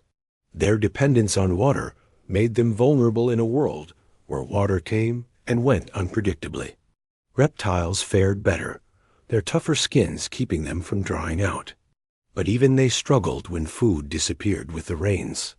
Herds of Listastrosaurus may have wandered long distances between patches of greenery, their bodies trudging under skies that offered no relief. Then, Just as the land seemed at its driest, rains could return with fury. With soils bare and roots scarce, floods carved across the land. Torrent sets of water swept away plants and animals alike, filling rivers with mud and choking deltas with silt. Floods that would once have nourished valleys instead scoured them. For life trying to take hold, these swings were brutal. A plant that managed to grow during drought might be washed away in the flood that followed. An animal that survived a flood might starve during the drought that came next. These swings show up clearly in rocks from the early Triassic. Sediments alternate between signs of extreme dryness, desert dunes frozen in stone, and signs of flooding, thick layers of mud washed into basins. In some regions, fossil soils reveal cycles of cracking and hardening, evidence of drought after drought. Then sudden deposits of silt record the destructive power of floods. It's as if the earth was scribbling notes about its own instability, layer after layer of extremes. The roller coaster wasn't just on land. Oceans felt it too. Warmer temperatures meant less oxygen dissolved in the water, leading to repeated dead zones. Sudden cooling episodes mixed the waters in chaotic ways, sometimes bringing toxic layers to the surface. Marine life would rebound slightly during stable spells, only to collapse again when heat or stagnation returned. The seas were as unpredictable as the skies, leaving animals and plants no easy refuge. For evolution, though, these swings acted as a constant filter. Only creatures that could handle extremes survived. Specialists that required steady conditions vanished.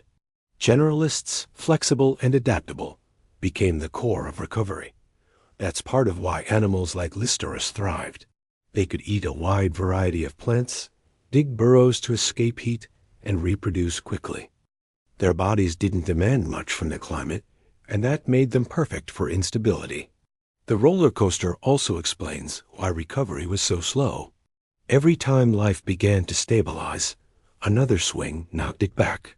Diversity would start to rise, then collapse again. Populations would expand, then vanish in droughts or floods. It took millions of years for the climate to settle enough that ecosystems could truly rebuild. Compared to other extinction recoveries, this one was dragged out, stretched by the Earth's refusal to find balance. If you imagine living through it, the uncertainty would be constant. One generation might know a landscape of dry winds and cracked soils. The next might be born into floods and storms. Plants would sprout only to die. Animals would migrate only to find nothing waiting. There was no rhythm to trust, no season that followed the same pattern twice.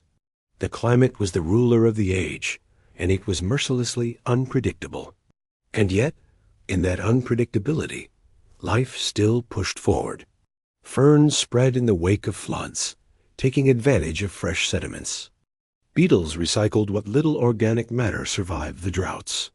Amphibians bred in pools that appeared after storms, even if those pools dried soon after. Survival wasn't about comfort. It was about taking every small chance the climate allowed. Over time, those small chances added up. The roller coaster eventually slowed, but not quickly. Millions of years passed before carbon dioxide levels declined enough to ease the heat. By then, evolution had tested countless strategies, discarding those that failed and holding on to those that worked. The animals and plants that emerged from this gauntlet were shaped by instability itself. They were tougher, more adaptable, and ready to build the ecosystems of the mid-Triassic.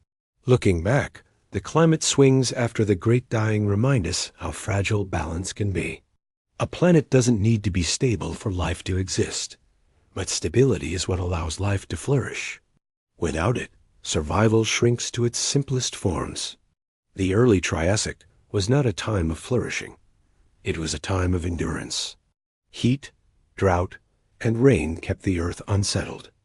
But even in that turbulence, the machinery of recovery kept turning. The roller coaster would not last forever. Eventually, the pendulum would slow, the extremes would soften, and life would have the room it needed to expand again. But while it lasted, it defined everything about survival. And in its wake, only those who could ride the swings remained to tell the story. When people hear about extinction, they often imagine that once the disaster ends, life bounces back quickly. You clear the slate, and within a few centuries, maybe a few thousand years, the world is full again. After all, life is resilient, isn't it? But the story after the Great Dying shows that resilience doesn't mean speed. The recovery was not quick. It was stretched across millions upon millions of years, long enough that entire mountain ranges rose and eroded again while life struggled to rebuild. The earth itself seemed to wait, and in that waiting evolution moved at a crawl. The sheer scale of the extinction was part of the reason. This wasn't just the loss of a few groups here and there. It was the collapse of nearly everything. In the oceans, 90% of species were gone. On land, around 70% disappeared. Ecosystems weren't just trimmed, they were leveled. And when you level something that thoroughly, there's almost nothing left to work with. Evolution needs raw material, species with variations, lineages to branch from, diversity to fuel experiments. The Great Dying left very little behind. The survivors were tough, but they were few. And from that thin base, recovery had to begin. Even the survivors struggled. Listoris may have dominated landscapes, but it wasn't building diverse ecosystems by itself. Beetles recycled, dragonflies buzzed, amphibians lurked, but there weren't enough species interacting to create stable layered systems. Everything was simple, flat, and fragile. Food chains were short, often just 2 or 3 steps, from plants to herbivores to small predators. Complexity was gone. And without complexity, resilience was low. Any disturbance could ripple through and collapse whole communities.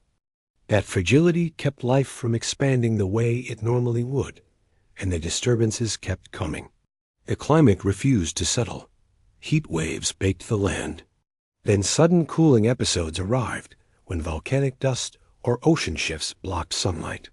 Rain fell in destructive floods, then vanished into long droughts. Oxygen levels remained low in both air and sea, making it difficult for large animals to thrive. Acid rains stripped soils. Toxic oceans kept killing off attempts at recovery. It was as if the planet was set on repeat, knocking life down every time it tried to stand up.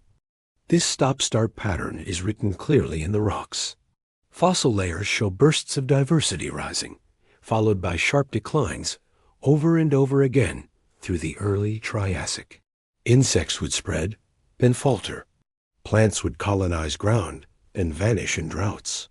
Marine animals would diversify, then crash again in oxygen-starved seas. It wasn't one long recovery curve. It was a jagged line climbing and dropping across millions of years. Only in the middle Triassic does the line finally begin to climb steadily. Another factor slowing recovery was the collapse of forests. For nearly 10 million years, the coal gap marks a time when true forest didn't exist. Without tall trees, there were no stable habitats for countless species. Birds hadn't yet evolved, but the absence of canopy life meant the skies were emptier. Rivers eroded without roots to hold them. The cycling of water through forests was gone, leaving rainfall less reliable. Life without forests is possible, but it's limited.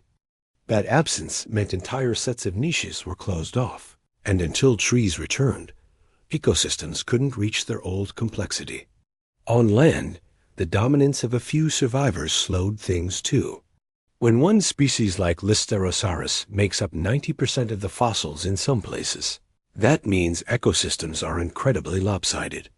A single species dominating so heavily doesn't leave much room for variety.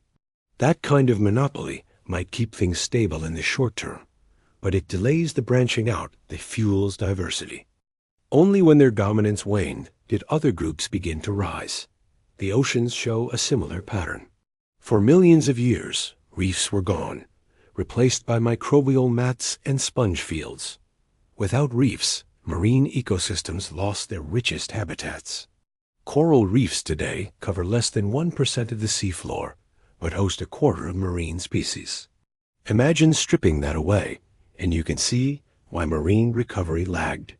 Until reefs re-emerged in the Middle Triassic, the seas were simpler, flatter, and less capable of supporting variety. Time itself played a role, too. Evolution doesn't move quickly on the scale of rebuilding entire ecosystems. Even if a new species evolves in a few hundred 0 years, it takes far longer for that species to diversify into dozens of forms, filling different roles. Multiply that across plants, insects, fish, reptiles, and you see why rebuilding takes millions of years. Evolution is inventive, but it isn't instant. The great dying had erased so much that the process couldn't be rushed. It's worth thinking about what those millions of years felt like from the perspective of living creatures. For Illustrious, life was short and immediate. Find plants, avoid predators, raise young. They didn't know they were living in an age of slow recovery. To them, the world simply was what it was. But to us looking back, those millions of years feel like waiting. Waiting for forests to return. Waiting for reefs to grow. Waiting for predators to evolve again. Waiting for the variety of life to bloom.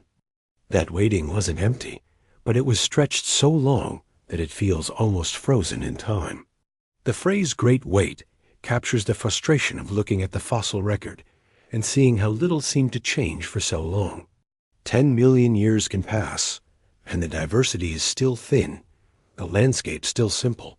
Only after that span does the fossil record show real expansion, with new reptiles rising, forests spreading, insects diversifying, and oceans filling with more complex communities.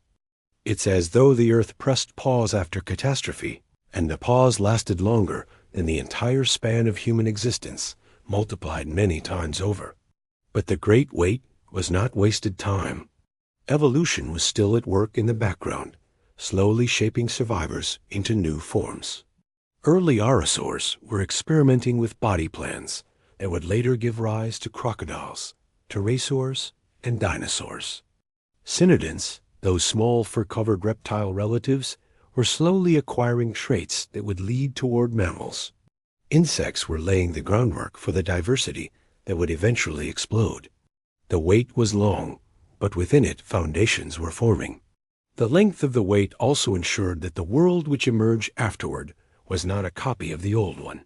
The Parian world of saber-toothed predators, swampy forests, and armored fish was gone. The Triassic world that followed was new with different players, different balances, and different ecosystems. The waiting period had filtered the survivors, and those filters shaped what came next. The dinosaurs, for example, rose not in spite of the great wait, but because of it. With competitors gone and ecosystems reset, they had room to flourish. The mammals, too, owed their chance to this long pause. The great wait was painful, but it was also transformative. If you think about the span of time, it's staggering. 5 million years before reefs return. 10 million before forests re-establish. Entire eras passing with only modest steps forward. For comparison, modern humans have existed for less than 500,000 years. Everything we know, agriculture, writing, cities, technology, fits into a blink compared to the wait after the great dying. From our perspective, the pause is almost beyond comprehension. But for the Earth, it was just another cycle, another slow march of recovery measured in millions, not in moments. So the great wait wasn't emptiness. It was persistent, stretched thin, survival, playing the long game. Life held on, sometimes just barely, until the world allowed it to expand again. And when that expansion finally came, it was shaped by the filters of heat, drought, floods, and scarcity. Those who had endured became the ancestors of what was to come. The great wait explains why recovery took millions of years. But it also explains why the world that followed looked so different from the one that came before. When the great wait finally began to ease, life didn't simply return to what it had been before. The world had changed too much for that. Entire groups were gone. Climates had shifted. Oceans had been remade, and landscapes had lost their forests. What came next wasn't a restoration, but a recreation. Ecosystems rebuilt from scratch. Every piece of the puzzle had to be placed again.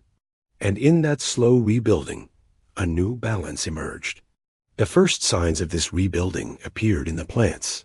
Ferns had been the quick colonizers after the extinction, spreading across bare ground like a green bandage.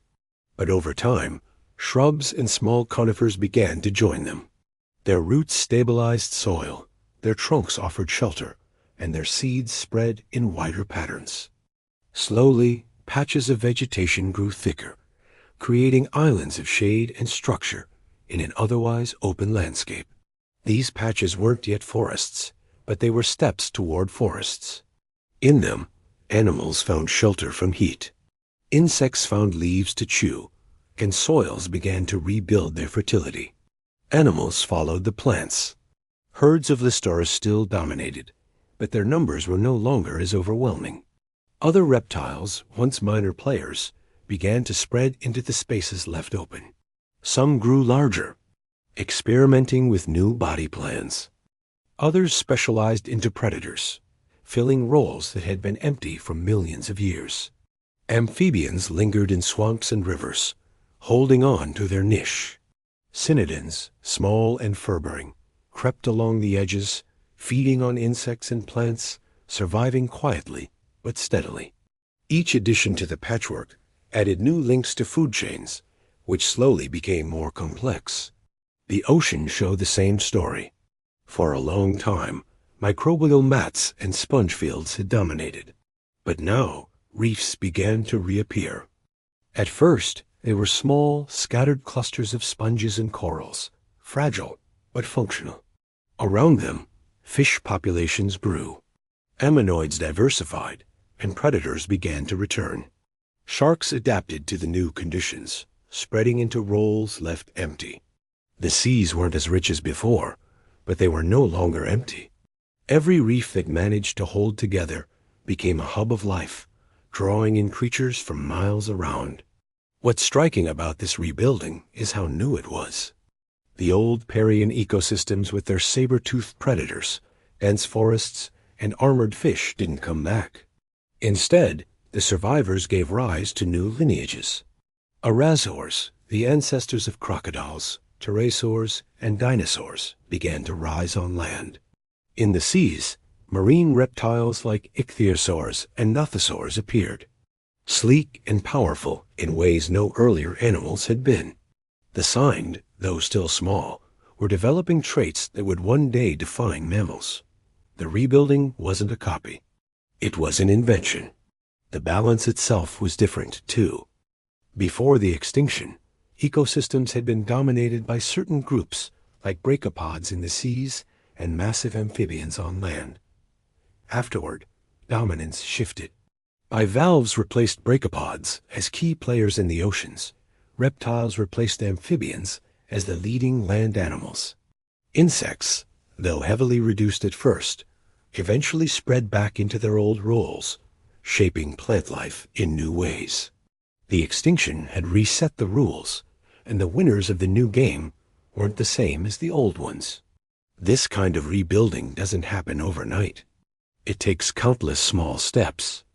A patch of plants spreads a little wider, giving animals a place to feed. A new predator evolves sharper teeth, changing the balance of prey. An insect develops a new way of feeding, influencing which plants thrive. These steps play out slowly, but together they form the architecture of new ecosystems. From simplicity, complexity began to grow again, weaving itself into food webs that could withstand the shocks of climate and time. The fossil record shows this gradual layering. Early Triassic rocks contain few species, often dominated by just one or two.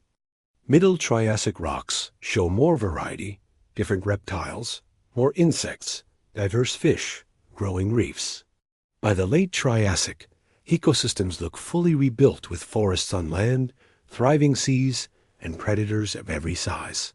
The transformation wasn't smooth, but it was real. From the great dying to the rise of dinosaurs, the Earth had gone from emptiness to abundance, step by step.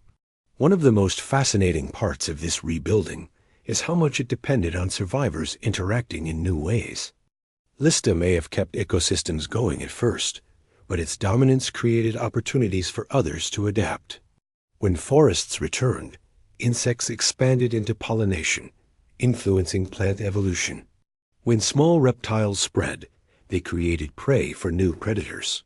Each move set off another, and over millions of years, the pieces formed a new pattern. The new balance also reflects the resilience of life.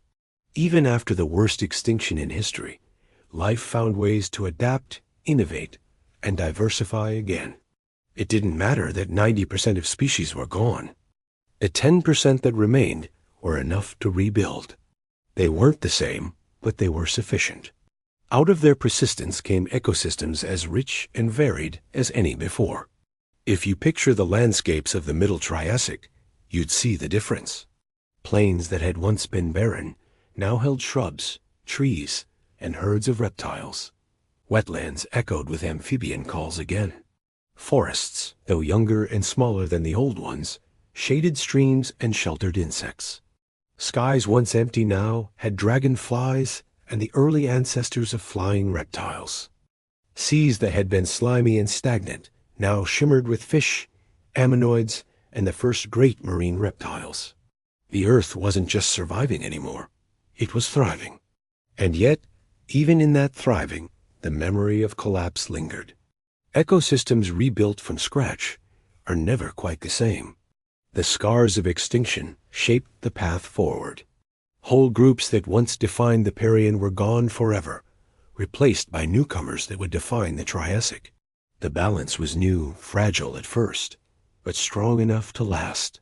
For the next 160 million years, dinosaurs, marine reptiles, and early mammals would live in the world built during this rebuilding. The new balance wasn't temporary. It was the foundation of an era.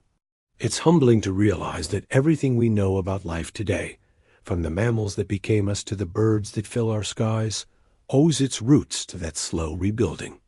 If the survivors hadn't stitched together new ecosystems, if the balance hadn't been found again, the story could have ended there. But it didn't. It paused, it restarted, and it created something new. That's what ecosystems do. They rebuild even from almost nothing given enough time. So when the Earth seemed quiet, when recovery seemed endlessly stalled, what was really happening was the construction of a new order. Plants, insects, reptiles, and microbes were all laying down the scaffolding for the future. The new balance wasn't a return to the past. It was a fresh creation, one that would support life for millions of years to come. Once ecosystems had begun to stabilize again, the stage was set for something new to emerge. The old world of the Permian had been erased, and in its place, a simpler, patchier one had taken shape. But out of that new balance came the first hints of futures still far away. Early reptiles were beginning to test out forms and strategies that would eventually define entire eras. And among them, the first true dinosaurs were just starting to appear. Small and unnoticed at first, but destined to grow into giants. These were the seeds of the future, scattered across a recovering Earth. Reptiles had been around for a long time by this point.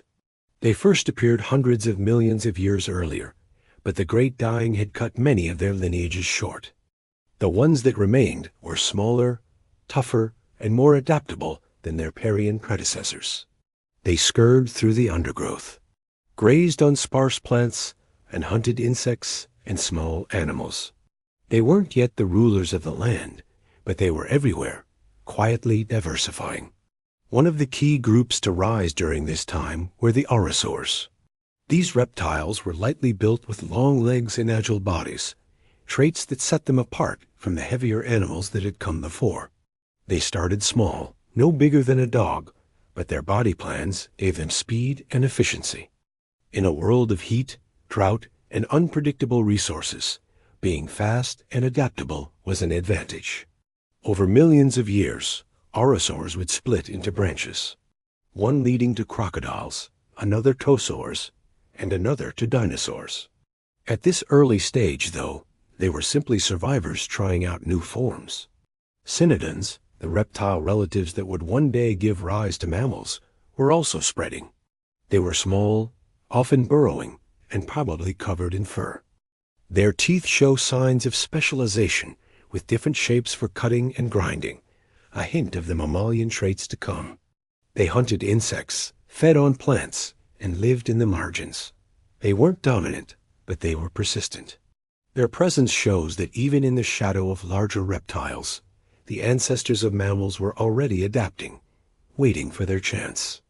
But the most transformative group to emerge were the first dinosaurs. In the late Triassic, fossils begin to show small bipedal reptiles that walked on their hind legs, with light skeletons and grasping hands. They weren't the towering creatures we usually imagine when we think of dinosaurs. They were modest, perhaps the size of a large dog or a small horse, but they carried the traits that would make their descendants dominant. Speed, agility, and a body plan that allowed for a wide range of adaptations. At first, they weren't particularly special. They shared the landscape with many other reptiles, including large aurosaurs that were far more intimidating. Early dinosaurs weren't kings of the land. They were minor players, darting through forests and plains, living in the shadows of bigger predators. But evolution often works that way. The giants rule for a time, but the small and flexible endure. The seeds of the future are rarely obvious in the present. What made dinosaurs successful in the long run may have been their posture. Walking on two legs freed their forelimbs for other uses, whether grasping prey or balancing while running. Their upright stance allowed them to move more efficiently than the sprawling reptiles that dominated earlier ages. These advantages didn't make them rulers immediately, but they gave them the potential to rise when conditions allowed. The fossil record shows how gradual this rise was. In the early Triassic, dinosaurs are absent. In the middle Triassic, their earliest relatives appear small and scattered. By the late Triassic, true dinosaurs are present, still small in number, but spreading. Within a few million years, they would begin to diversify into the first recognizable groups: theropods, sauropodomorphs, and ornithischians. The diversity that would one day fill entire continents began with these small, agile creatures. It's striking to think that at this time, no one would have noticed them as future rulers. If you were standing on a Triassic plain, you'd see herds of stocky reptiles, amphibians in wetlands, early crocodile-like predators, and insects buzzing across shrubs. The small dinosaurs would blend in, one more reptile among many. Their future dominance wasn't inevitable. It was a matter of timing, adaptability, and survival. But in their bodies, the blueprint for that dominance was already present. These seeds of the future weren't limited to dinosaurs. In the seas, ichthyosaurs were evolving into powerful marine reptiles, streamlined like dolphins, but descended from land-dwelling ancestors. They became some of the top predators of their time, filling roles that had been empty since the extinction. Nothosaurs and plecodonts explored different marine niches, some sleek and fast, others armored and heavy. The oceans, like the land, were filled with experiments, some of which would last for millions of years, others of which would vanish quickly. On land, plants were also laying down the seeds of the future. Conifers spread more widely, building forests that would support larger herbivores.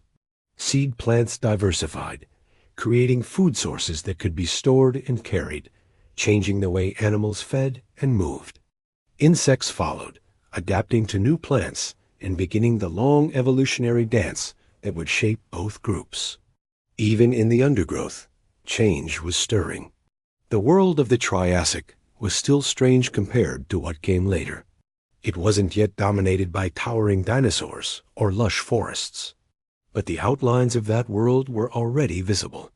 Every small aurosaur, every creeping cynodont, every sprouting conifer was part of a pattern that would expand.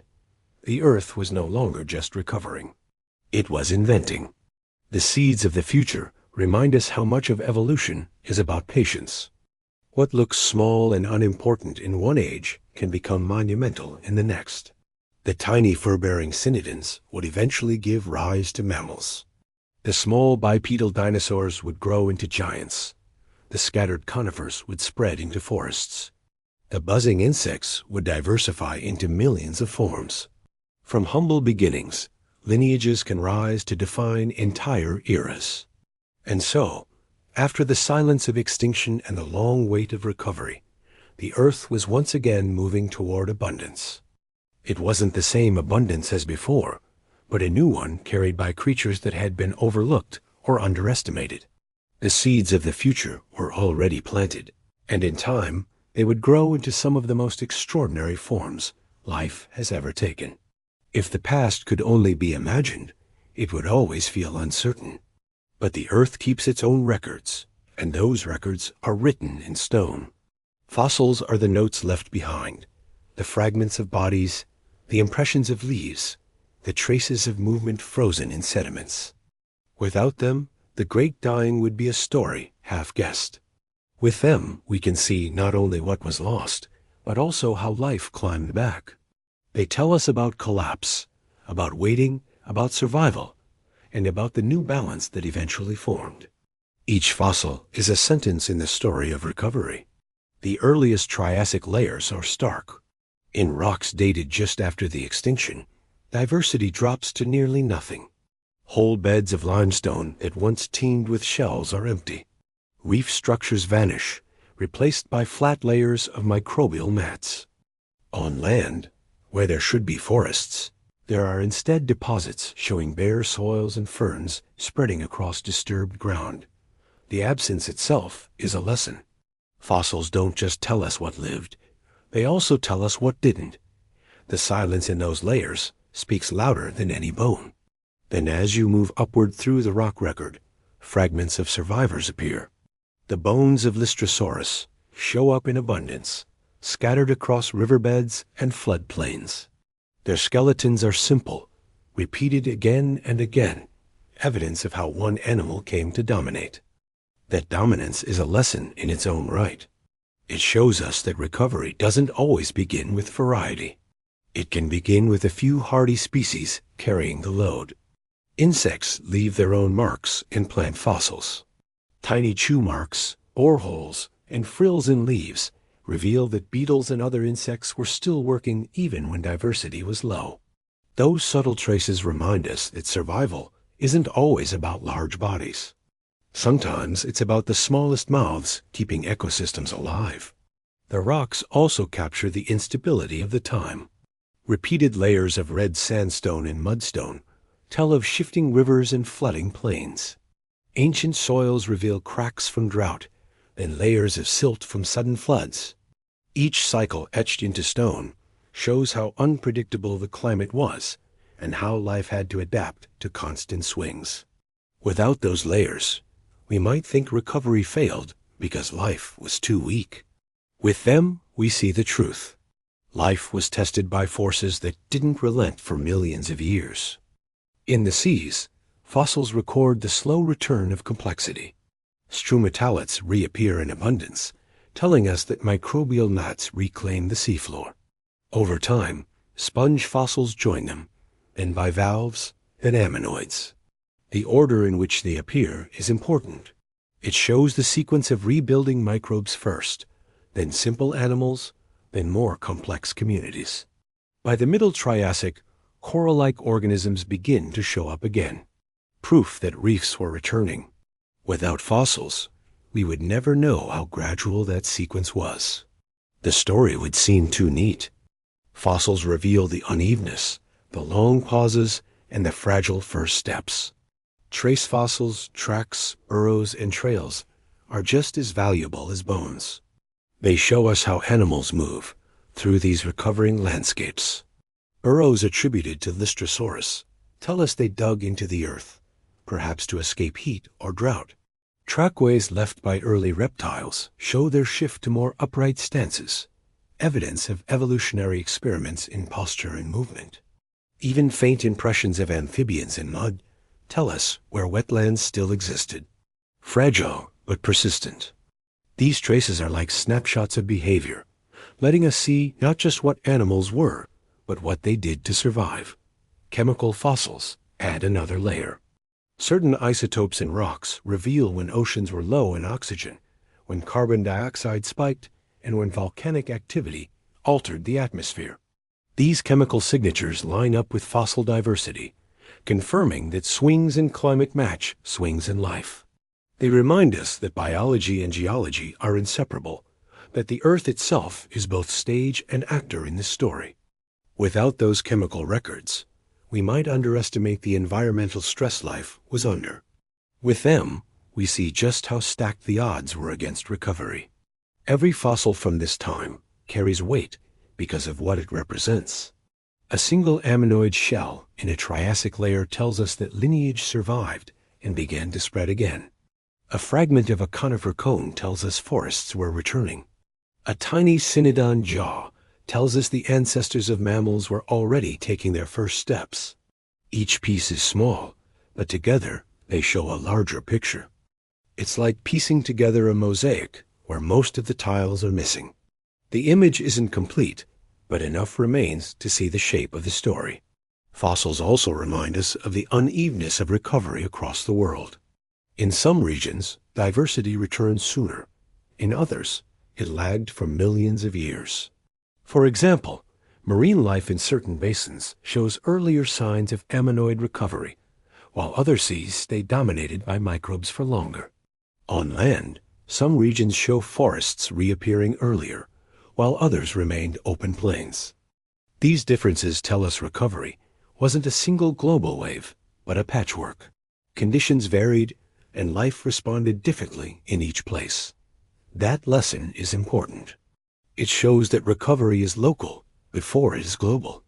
The value of fossils lies not just in what they show, but in how they connect us to time. Holding a Listoris skull or a stromatolite fragment is to touch survival itself, carried across 250 million years. They are physical evidence that life endured, that the silence of extinction was not complete. They let us see the faces of survivors and the steps of recovery in a way imagination alone cannot. Without fossils, the great dying would be a myth. With them, it is a history written in detail, however incomplete. It's also humbling to realize how much of what we know comes from chance. Fossilization is rare. Most creatures vanish without a trace. What we do have is a fraction of a fraction, preserved only because conditions are lined, a bone buried in the right sediment, a leaf trapped in the right mud, a shell covered before it could be crushed. The fact that we can reconstruct recovery at all is remarkable. It's a reminder of how much is missing, but also of how much can be learned from what remains. The lessons written in stone are not just about the past. They speak to the present, too. They show us how fragile ecosystems can be, how long recovery takes after collapse, and how important survivors are in rebuilding.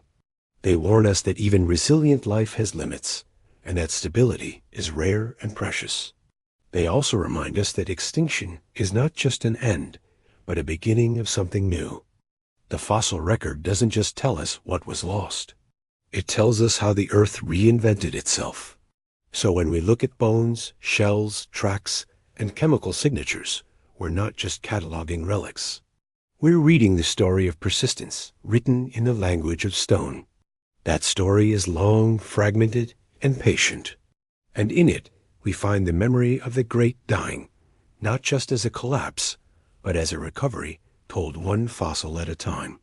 The great dying was not just an event that ended and then vanished from the record. Its echo lingers in the earth itself, in stone, in air, in oceans, in the very shape of the history that followed. Extinction on that scale doesn't leave quietly. It imprints itself in ways that ripple forward for millions of years, long after the last direct victims have turned to dust. To study the Triassic and everything that followed is to hear those echoes, faint but persistent, shaping the world that came after the rocks remember most clearly. Geologists reading through layers of sediment see the sharp break between the late Permian and early Triassic. Fossil beds rich with shells and bones give way to barren strata where diversity collapses into near silence. Coal beds once come and disappear, marking the loss of forests. In their place are sediments filled with red oxides and cracked mudstones, the scars of drought and bare landscapes. Even without fossils, the rocks alone show something extraordinary happened. That gap, that sudden absence, is one of the loudest echoes the earth holds. Chemical signatures in stone are just as telling. Ratios of carbon isotopes swing wildly across the boundary, evidence of massive disruptions to the carbon cycle. Sulfur isotopes reveal the spread of toxic low-oxygen seas. Traces of mercury locked in sediments point to the vast volcanic eruptions of Siberia, which poured greenhouse gases and ash into the air. Every chemical imbalance preserved in stone is a reminder of the environmental chaos that followed the eruptions. The Earth keeps those imbalances as records like scars written in its chemistry. The echo also lingers in the long pause that followed. For nearly 10 million years, life remained stunted. Fossil layers show repetition rather than expansion, with the same few species appearing again and again. That lack of diversity itself is an echo. It tells us that extinction doesn't simply erase the past. It reshapes the future by slowing it down. The Great Wait was the Earth's way of remembering, of carrying forward the consequences of collapse in every bare plain, every empty reef, every simplified food chain. Even the survivors carry the memory in their bodies. Listaurus, so abundant after the extinction, is itself an echo. Its overwhelming presence in the fossil record reflects the vacuum left by others. Every skull, every bone bed is a reminder of how narrow survival had become. The dominance of baths in the oceans replacing brachipods is another echo. Brachipods had been the backbone of marine ecosystems for hundreds of millions of years. Their failure to recover after the Great Dying shows how extinction can permanently shift the balance of life. Their absence still shapes seas today. The echo is also in the lineages that rose only because others had fallen. Arasaurs, which would later give rise to crocodiles, dinosaurs, and birds, flourished in the space left open by vanished competitors. Mammal ancestors, once minor players, survived in burrows and shadows, carrying traits that would one day spread into whole new forms. The dominance of dinosaurs in the Mesozoic wasn't inevitable. It was an echo of the Great Dying, the result of an empty stage that only they could fill. The extinction shaped not only the end of the Permian, but the trajectory of everything that came after. The oceans carry their own memory. For millions of years, reefs were absent, and their return was slow. The gap in reef building is an echo of collapse, preserved in the lack of limestone structures during that time. Even when reefs came back, they were different. Corals eventually took over as the main builders, replacing groups that had once defined reefs.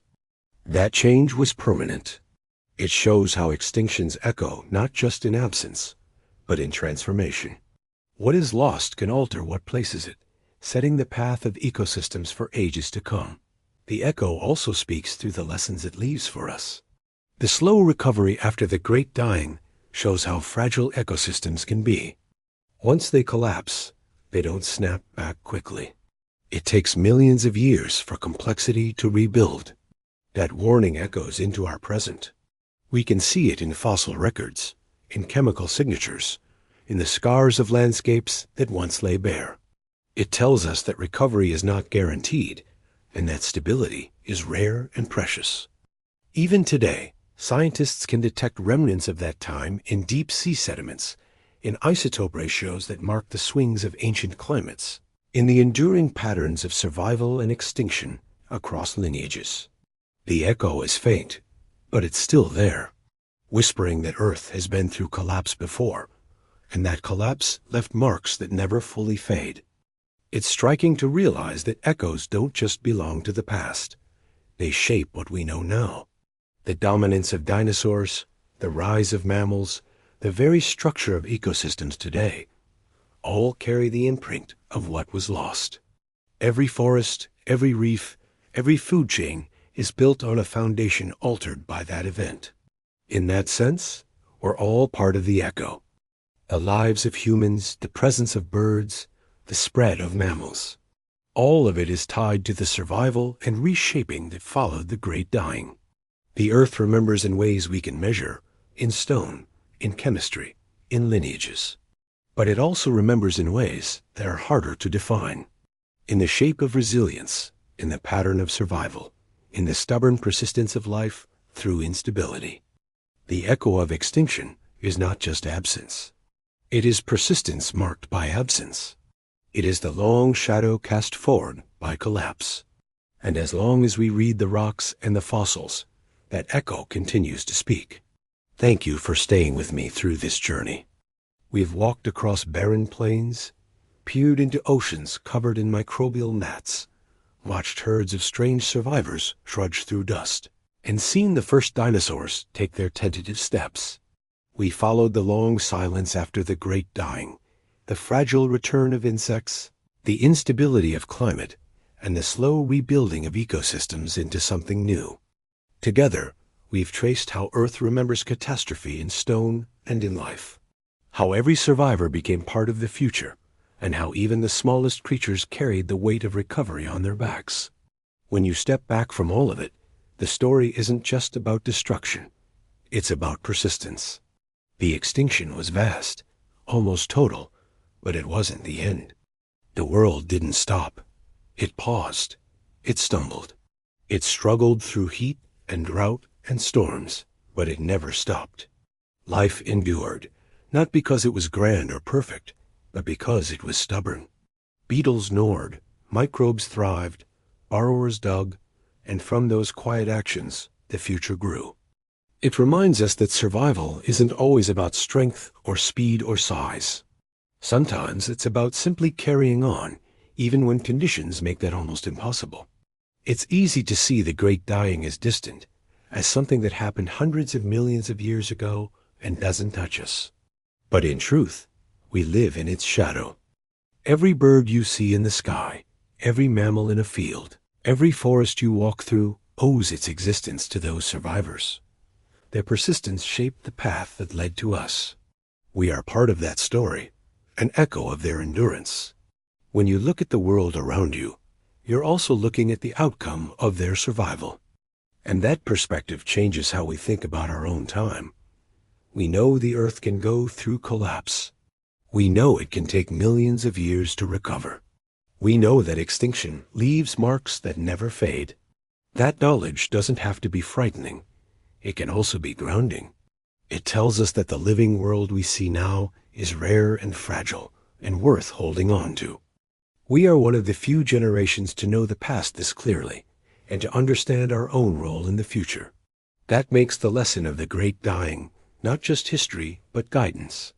So if you found this journey interesting, or even a little soothing, you can support it by liking this video, subscribing to the channel, or sharing it with someone who enjoys unwinding with these kinds of stories.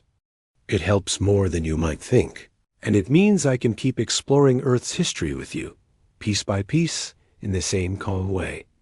And now, as we close, take a moment to breathe. Think about how far back this story stretches, and how patient the Earth has been. Hundreds of millions of years, entire ages passing, and yet here you are listening.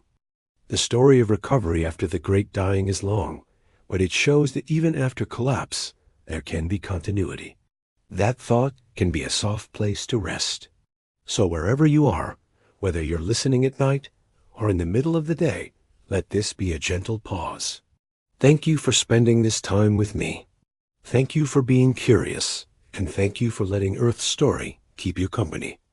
Until next time, may your own world feel steady, and may you drift comfortably like the survivors once did through whatever comes next.